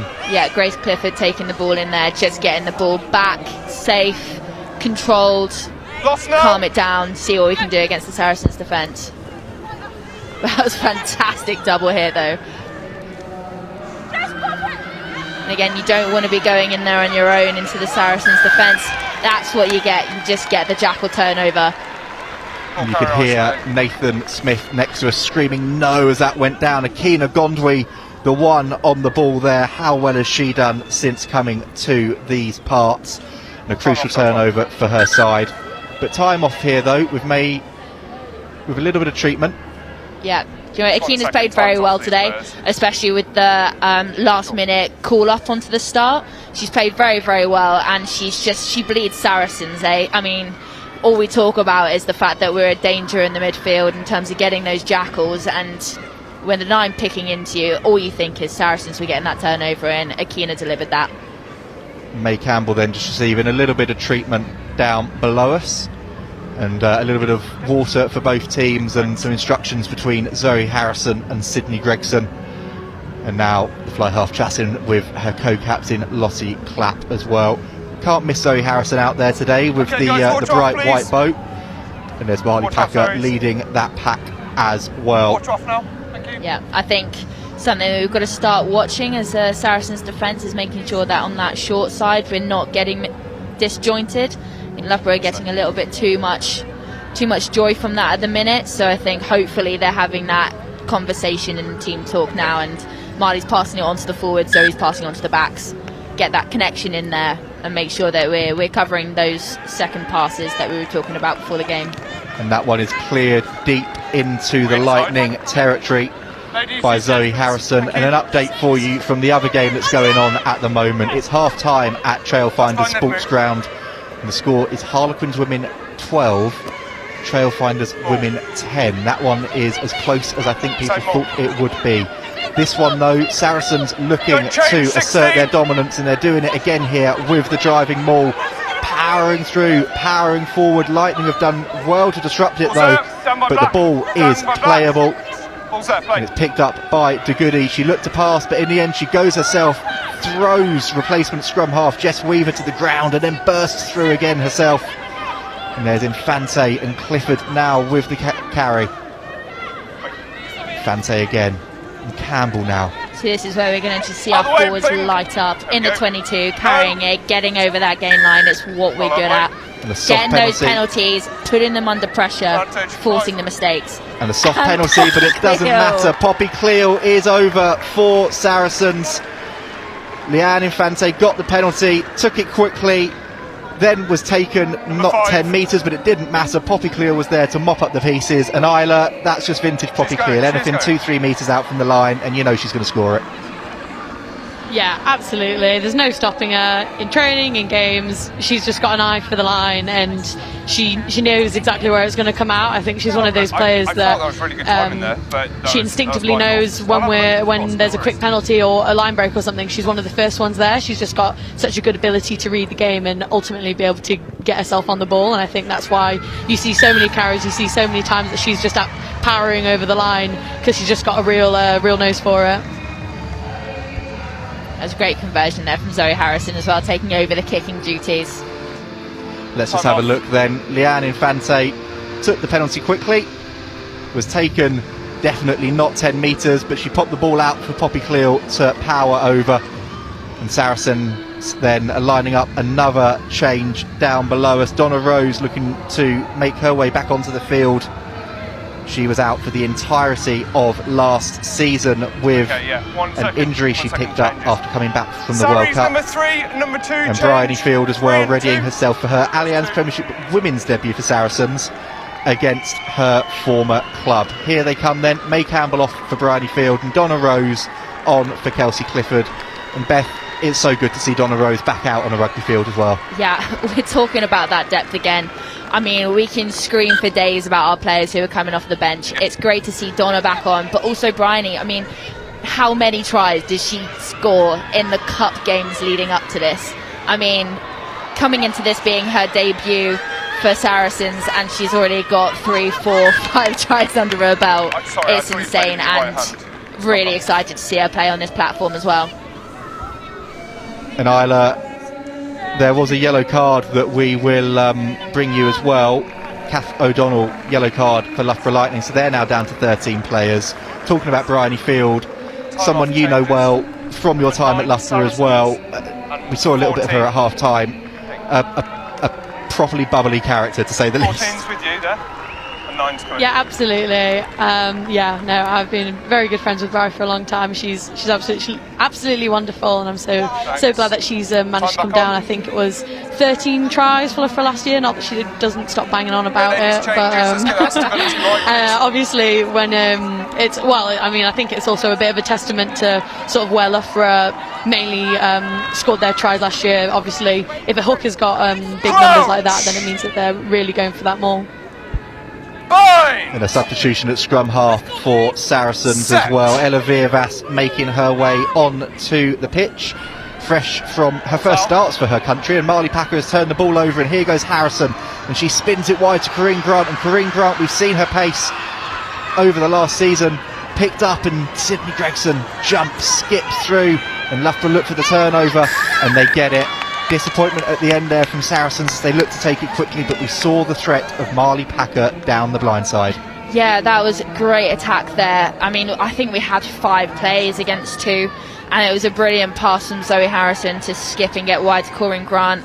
It was, you question maybe a little bit of a high tackle, but they got it back and got under control, and then Loughborough just did really well to turn the ball over there. Pretty handy nudge from Loughborough as well, taking play deep into the Saracens half. 7, just come out. Thank you. How many? 5 called. And we'll see what happens from this Lightning line out then. Phoebe Andrews with the ball in her hands. And that one has gone over the top again, and Field tidies it up where Campbell was, and Corinne Grant has seen the space and broken free, and Packer to Bridger. That is beautiful from Saracens, and Gregson feeds it to Clapp. Is Lossie Clapp going to back herself and go over? Lossie Clapp hauled down 5 metres out from the line, but Saracens where they want to be again, and Field carries hard against the former teammates. And Viervas, really quick ball there to Sophie de Goody, hunting the hat-trick. And Virvas looks to get it away over the head to Donna Rose, and Rose tidies up, goes again. Gondwy there to support her front row colleague. And spun wide by Harrison to Jess Breach. Metres out, inches out from the line now. And Saracens, have they lost the ball? Have Loughborough managed to snaffle it back? But it's a contest going on in the middle there, and it looks like it's coming back on the Loughborough side. No, Saracens have it at the end, and Gondwy looking for her first try for her new club. Short, says the referee. Donna Rose, has she got it? She thinks she has, but she's knocked it forward on the line at the crucial moment. And the visitors are going to be able to breathe a huge sigh of relief. The first part of that from Saracens was absolutely exquisite, but they couldn't quite keep that composure at the end. Yeah, that was fantastic attack from a turnover there from Saracens. It was Bryony picking up what May's been doing all game, where she's been picking up at the back of the line out. Just a little ball to Corinne Grant. I mean, she's one of the 5 players last season who got over 20 line breaks in the league, and so it's just her again showing exactly what she brings for Saracens, and then the hands down the back line to get all the way to the 5 metre line. It was just fantastic attack. Loughborough Lightning then making a change as well. Daisy Hibbert-Jones' day is done, and you can see here from this replay in a second Akina Gondwy how close she was, and then Donna Rose thought she was over even closer in the next carry, just losing the ball forward. Disappointment there for Saracens. Lightning though under the pump here, and they'll need to get the ball out of here quickly and get this ball as far down the field as they can. Still playing with 13 players for the next couple of minutes as well. Yeah, that was a tough one there in terms of losing it over the line. I know we were seconding the forwards, but them being down 2 players, you could see the back screaming for it out wide. And it's one of those things where we want to leave with points. Saracens then wanted to make a statement at that scrum, but it is a free kick. Pushing through early, says the referee. No doubt about that. Yeah, and you'll just see Helen Nelson try and get this ball up the line as far as she can.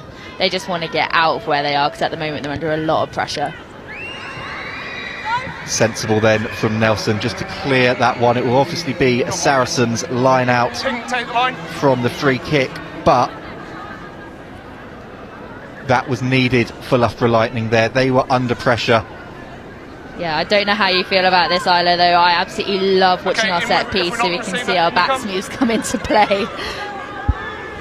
Yeah, definitely. I think as backs, it's definitely something that we drill a lot. And then, I mean, case in point, it's absolutely amazing. And Jess Breach is through. Isla, you can hear her cheering behind me. Isla was saying there, case in point. Well, signed, sealed, delivered. Jess Breach is back with a bang. Saracens' attacking threat is back with a bang, and straight from the line out, straight off the set piece. Beautifully executed. And we'll have a look at this. Gallagher to Virvas to Harrison. Brilliant ball to Cleo. Gets the hands free to Marley Packer, rushing on at pace, and the awareness from the back row to get the ball out to Jess Breach. One of the easier tries Jess Breach will score in her career, but it doesn't change the fact that that was an absolute picture perfect try. Yeah, I mean, what a try. You see here, one of the things that Zoe Harrison brings is that forward running off of her can be that bit wider, and she just forces them down low for that offload to then be able to be given to Marley. And what hands. World Player 15th of the year, no worries. And Zoe absolutely slots the kick as well. Yeah, no, absolutely amazing to see Jess back scoring. I'm sure it's not going to be the last time that we're seeing her just trundle over the line for an easy try. She loves the nickname of Jess Express, hey? She really does. Loughborough back up to 14 players with Party in the USA blaring out around us. Jess Breach's try song here at StoneX Stadium. Yeah, this is one of the things that having the depth of the bench brings to a team. I mean, we started the game firing, and being able to change players onto the pitch who are internationals, world's best players, and look at this, just passing it wide. There's absolutely no slowing in the game. And Sydney Gregson, she's so disappointed with herself. She thought that was it, but the kick just bounces out on the full. Disappointment there from her. A change for Saracens as well. Cara Wardle has made her way on at centre, but let's just look at this again.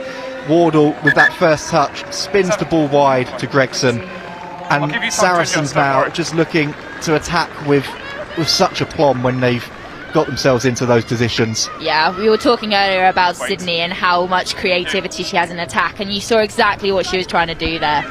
And excited to see for when she gets another opportunity like that, because I mean, we've just come alive in attack, so I don't doubt it's going to happen again. Lightning, though, with their hands on the ball for the moment. Rosie Gallagher making the tackle. But a penalty, and it's taken quickly by Weaver. Bursts free. Janina Loyola is also onto the field for Saracens, but Georgia Evans thinks she's got herself over that one. Off the feet, the call, though. She gives up possession of the ball, and here comes Grace Clifford again for the visitors. Yeah, you can see as well, this is where we come alive in terms of what we were talking about earlier, having that wider defence. At the moment, Loughborough don't know where to attack. We've really covered the field in terms of that defence, and coming up from the inside, it's really started to work for us in the last 10 minutes. Chloe Rolly then looking to get the ball free. That one's bounced off the head, so play on, and De Goody is there trying to mop up, wrap up, steal the ball back for her side. Yeah, and you can just see our line speeds coming up as we've seen Loughborough narrow a little bit. Great tackle there from Georgia Evans. Into the last 15 minutes of the game then. Beth, I'm going to put a marker down for you early. In about 10 minutes' time, I'm going to need your player of the match to speak to at full time. Chloe Rolly, though, wrapped up, a player that's put herself about for Loughborough Lightning this afternoon. Yeah, Chloe's definitely one of those players that tries to take it on herself, and with the step like she has, it's something that can change a game. So you do definitely see her take a lot of the ball carrying and a lot of the commentary from us. Rosie Gallagher putting herself about again then in defence, another name that we've said so many times since she's come onto the field. And Lightning have been forced into having to clear this one. Saracens' defence doing the job, doing what it needs to do. Yeah, exactly that. Put the pressure on, force them to try and exit out. Hold in front, straight out. And that one then is a good touch finder.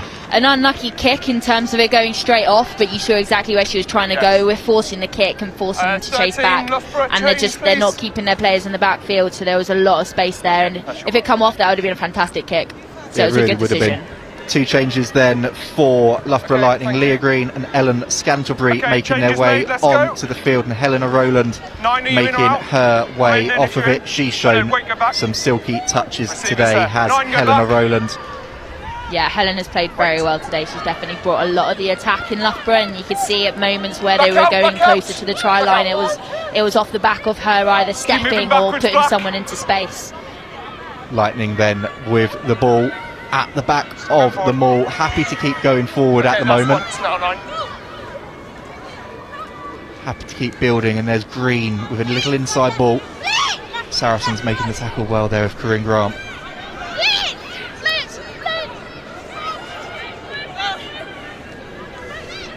That's a huge hit there from Poppy Cleal, putting her body about again in defence. Rachel Malcolm, the captain, putting her body about again in attack.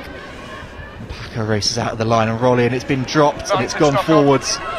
That's great line speed to force that from Sophie Bridger. Lost now, 18. Brilliant line speed for Saracens, and they'll have the scrum.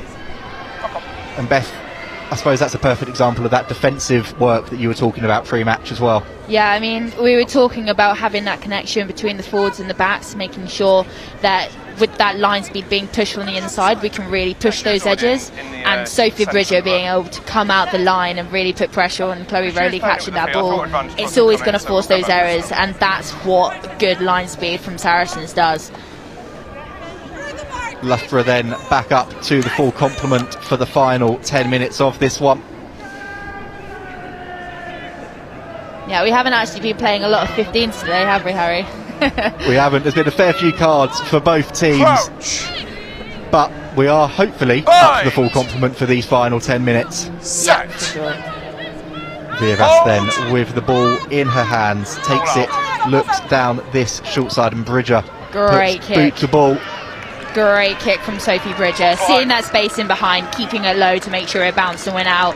That was a fantastic kick from Sophie Bridger.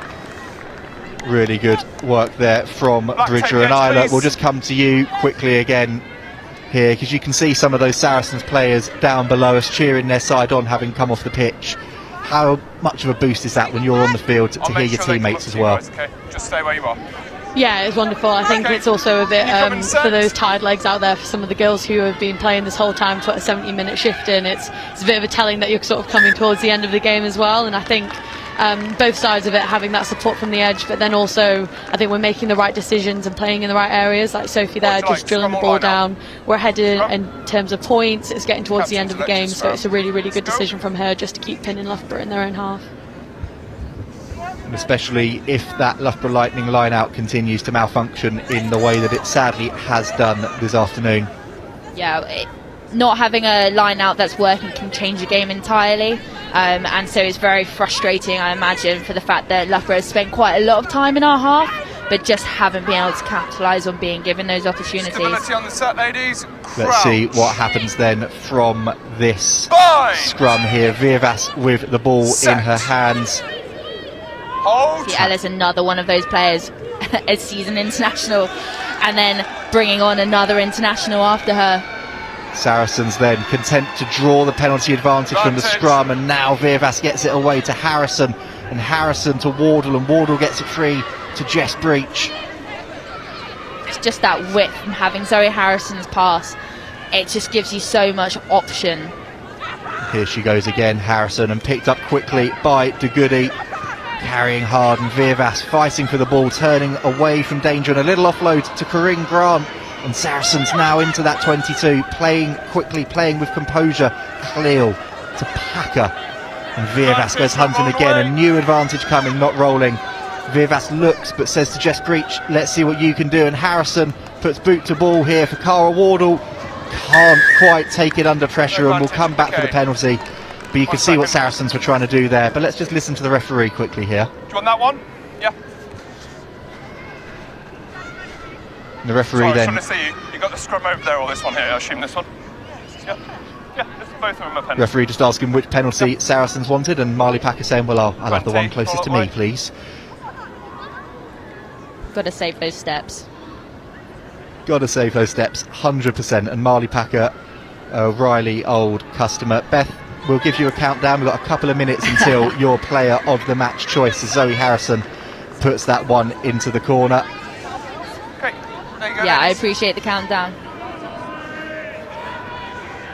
Yeah, where you are. Where you are. Let's see what we can do here now with a line out on their 5.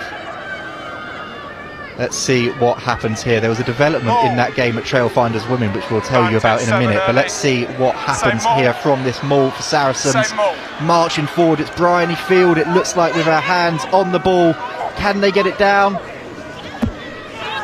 Referees having a look. Have they? Have they? He's not sure. Sophie De Goody seems sure. But we'll see what the assistant referee thinks as well. No try. Held up, but we'll come back for the Saracens penalty. The news we were going to bring you from Trailfinders Women is that the hosts are down to 14 players, a red card in the first half for one of their back rows. So they're doing really well to hang in with Harlequins. It's still 12-10 in that one. And Zoe Harrison going to put this one surely straight back into the corner. Yeah, that's tough for Trailfinders, but it's exciting to see a new team competing with one who does so well. It's another one of those things that the PWR is just brilliant for. It's one of the best leagues worldwide for women's rugby. There's a great line out, and hopefully we can see this more moving forward like it has done through the game. And maybe Bryony is going to get her first try for the Premiership. Saracens then going forward at a rate of knots. And there was no stopping that person there, and there's no doubting who that person was going to be. What did we talk about earlier with the flankers scoring on the back of them all? It's Marley Packer. She was denied in the opening try of this half. It was a penalty try in the end, but there was no stopping the World Player of the Year that time. She has her first. Saracens have their 7th. And it was just a perfectly executed driving maul Isla and vintage Marley Packer. Yeah, absolutely. I mean, if I had £1 for every single time you say that Marley Packer scored off the back of a maul, I'd be a very rich player. But yeah, no, it's absolutely amazing, and to be able to keep scoring tries like that well into the 70th minute is just testament to the sort of like Beth said, the depth of the squad, but then also the power of our forwards. Probably not one of Zoe's most reviewed kicks she's going to be having over the season, but I'm sure first game back she's allowed at least one not to go to plan. Well, I think, Sophie de Goody was taking the kicking at the start of the game, so he's just trying to be a little bit more like her. Keeping her on her toes. Exactly, 1 for 1. Speaking of keeping people on their toes, Beth, it's time to come to you then for your player of the match. We'll add a little bit of drama and suspense to it. Who's impressed you first, and then who is your player of the match? Right, I like how you say that. You definitely just were worried that I was going to go straight in for it. It's been a brilliant game. It's been fun rugby to watch. In terms of for Loughborough, Helena Rowland was definitely my standout player. She generated a lot in attack, and in terms of defence as well, is just always solid. I think for Saracens, there have been quite a few players who played very well.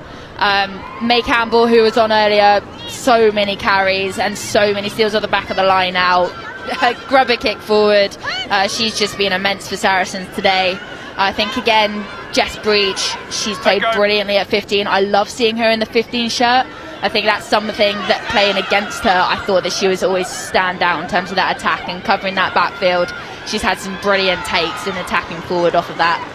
But I think my player of the match, it's got to be, I'm not going to take any credit for saying anything pre-game, but my go-to has got to be Sophie de Goody. She has been absolutely brilliant today, on fire for Saracens, on her second debut, coming back from WXV, captaining her country.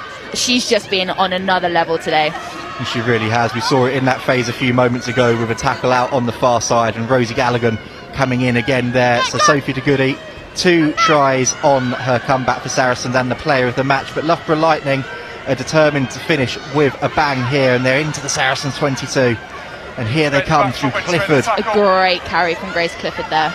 Really good work from the replacement prop, and Donna Rose has to fight to get her to ground. And now here come Lightning again. O'Donnell. Yeah, this is one thing that Loughborough's very good at, playing when they have that front foot ball, and they're just finding those soft shoulders and driving over that line. It's the determination that Isla was talking about earlier.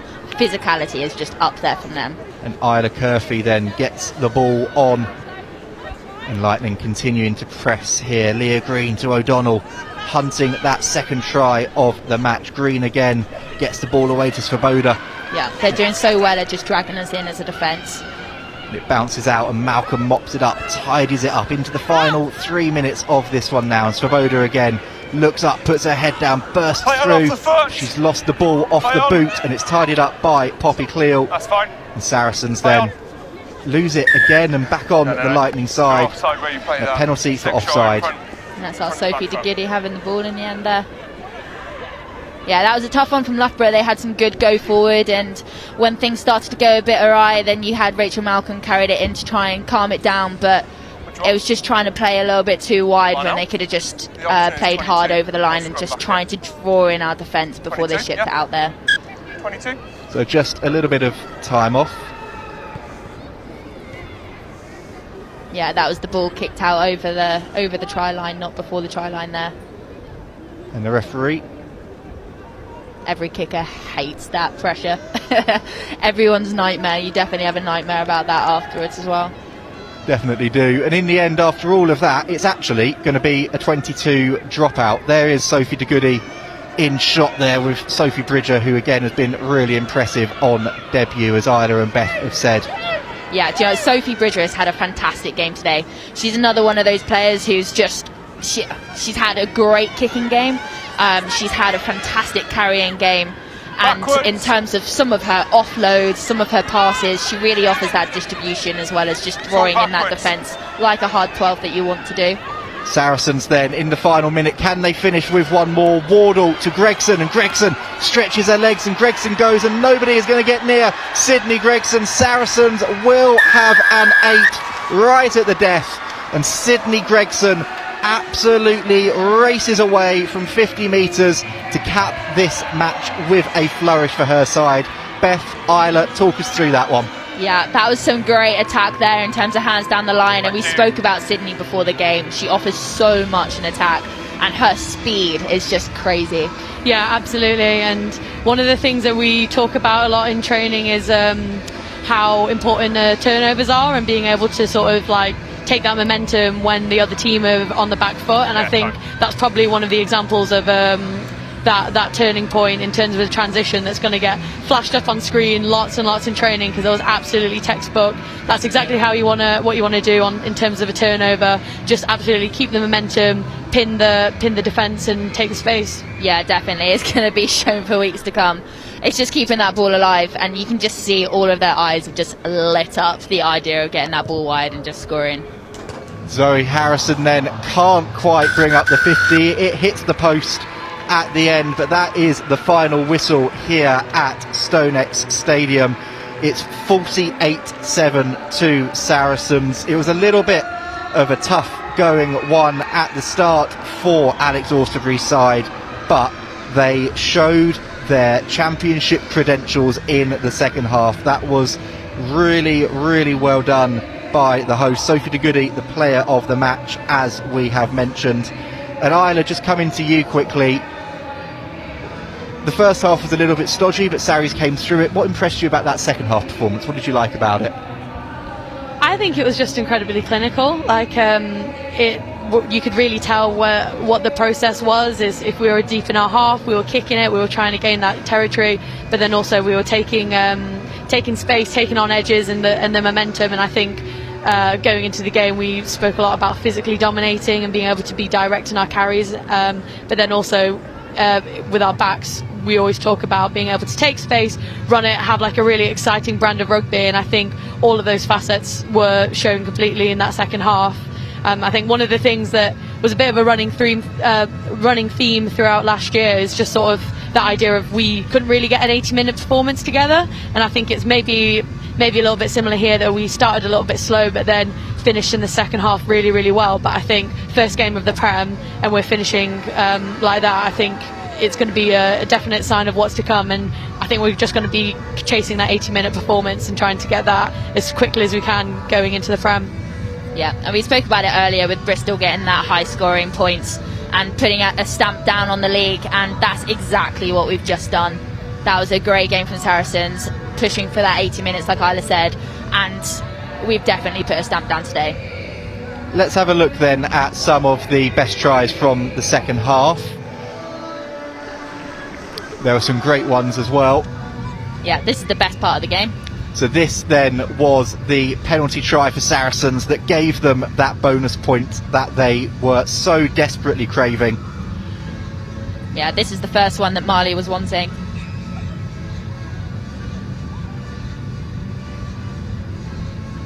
You can see here that Maul powering forward at a rate of knots. Marley Packer thought she was in, but in the end the referee's arm went up under the posts. This one though was special. Talk us through it, Beth. It's just great, just again that whip from Zoe Harrison, the drive from Poppy Cleo to get that offload to Marley.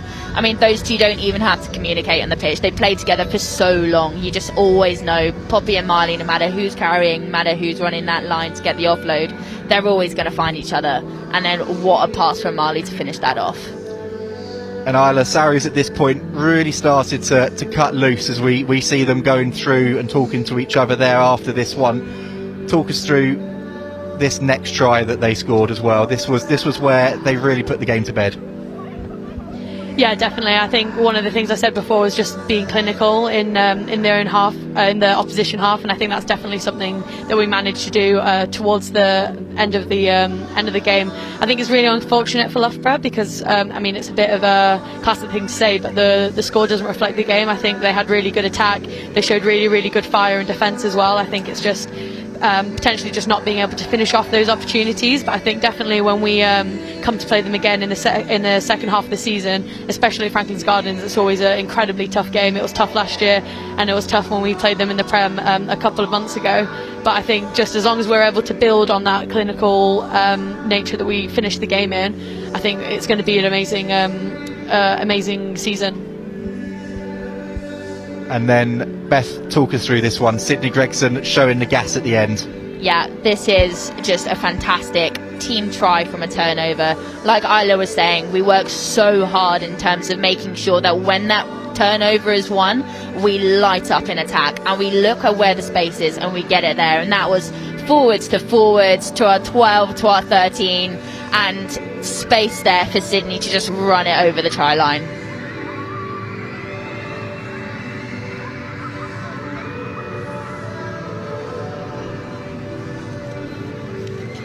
So that was full time here then, 48-7 to Saracens Women against Loughborough Lightning. A brilliant occasion, and there's all of the players from today's junior festival on the pitch with our Saracens Women stars as well. As we've said, it's about being part of the family here at Saracens, and it's brilliant to see that as well. Something that we're going to be doing for every single game this season. We'll just wait for the rest of the players then to go in and show us what they can do.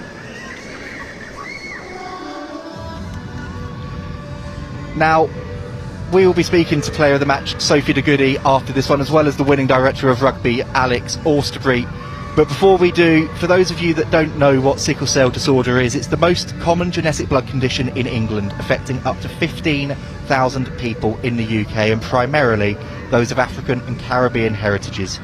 These heritage communities are also 10 times more likely to have the RO subtype of blood, with the NHS needing 12,000 more of these donors a year to meet the growing demand.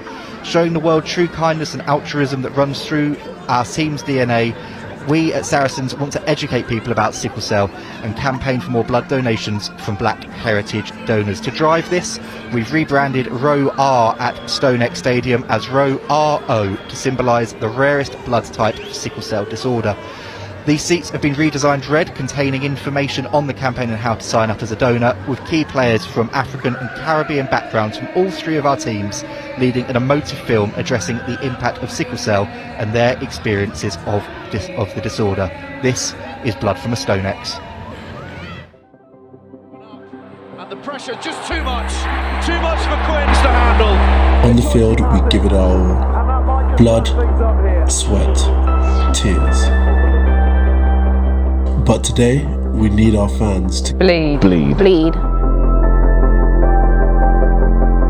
Sickle cell is a genetic disorder, so people with sickle cell anemia are at higher risk of strokes. One of the main treatments for sickle cell anemia is blood transfusions. So somebody with sickle cell is more likely to have our blood group, and it takes another person of the same ethnicity to donate that blood. It feels like I've got like a sort of like special power that can like help a certain group of people. It's quite an unreal concept that like I've got a blood type that can help somebody who has a disease. The NHS are in serious need of more type RO donations. Maitland draws the man, Christie! That's why Saracens, in partnership with StoneX, are doing something no other club has done before. We're removing Row R from the entire stadium and replacing it with something much more important, Row RO.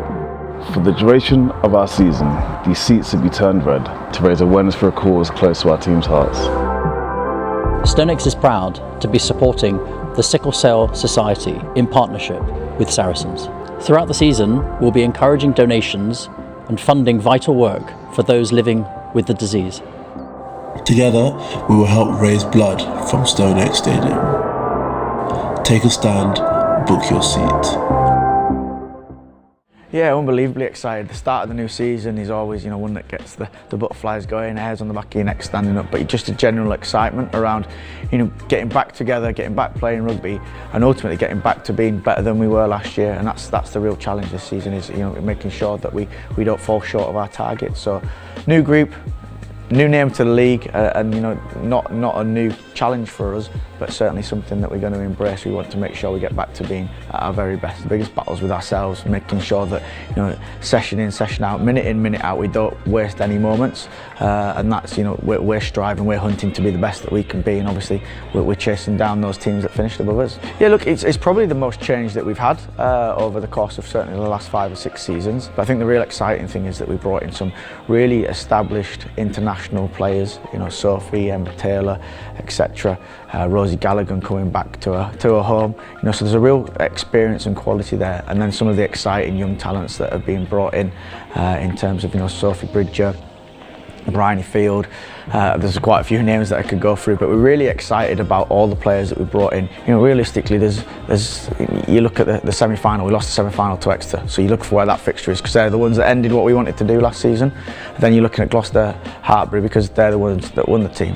But then there's Ealing, London Derbies, there's Queens. We always have belters against Loughborough, and then Bristol. You know, the recent history, those have been really tight games. Obviously been a little bit of transition between the two clubs, but certainly home fixture just before Christmas, you know, they're truly special occasions with the crowd banging, and you know, then a little bit of a break for the players after. So it will be a really exciting season full of great fixtures. We've just got to make sure that we bring our bit of greatness to the game. A StoneX Christmas cracker will soon be here. With your Sarries stars spreading seasonal cheer. We'll be making a list and checking it twice. Who's been naughty and who's been nice? The Bears are our guests and we'll share some mince pies. But it's our Christmas wish to score loads of tries.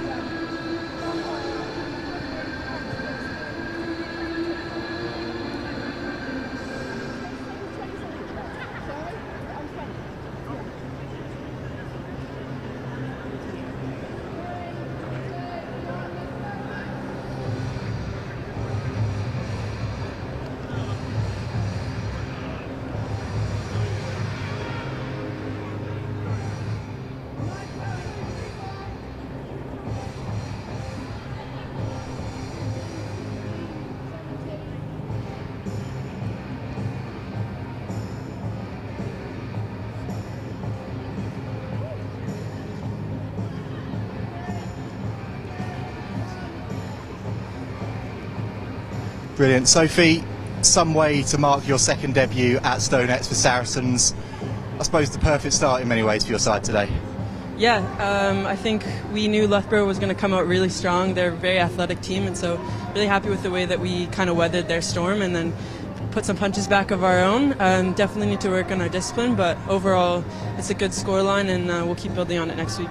Like I said, it was one that you built into. Discipline was a factor throughout, but your tries in those first half crucial, and the team really seemed to grow in the second half. Yeah, I think that's something that we've been working on. I've only been around for a week and a bit, but it seems to be like trying to build momentum throughout our trainings, and as we come into the second half, we really want to make sure that we have an impact throughout the entire 80 minutes, and I thought we did a good job of maintaining the fire in the second half. There's some back row for you guys today. Yourself, Sharifa Solo, Poppy Cleal starting, and then Marley Packer coming off the bench. For you, being back, getting the full Saracens experience this time around, what's that been like so far? Yeah, as I said, I've only been here a short time, but it's already been really special. Even just today, such a great turnout from the home crowd, and I'm just really excited for the rest of the season. And just a final one then on that, things to work on, you've touched on. Trailfinders Women away next week, what are those going to be? I think they'll be really tough. Obviously a new team to the league, so they have a point to prove. A couple Canadians on the team, so we'll hopefully get into some good contests with them, and then have a drink afterwards. And yeah, just really looking forward to playing a new team, and also just kind of building off of what we need to work on post this game, because it's a long season and there's a lot of work to be done. Brilliant. Well, Sophie, congratulations on the win today, and congratulations on a pretty special comeback at Saracens. Thanks very much.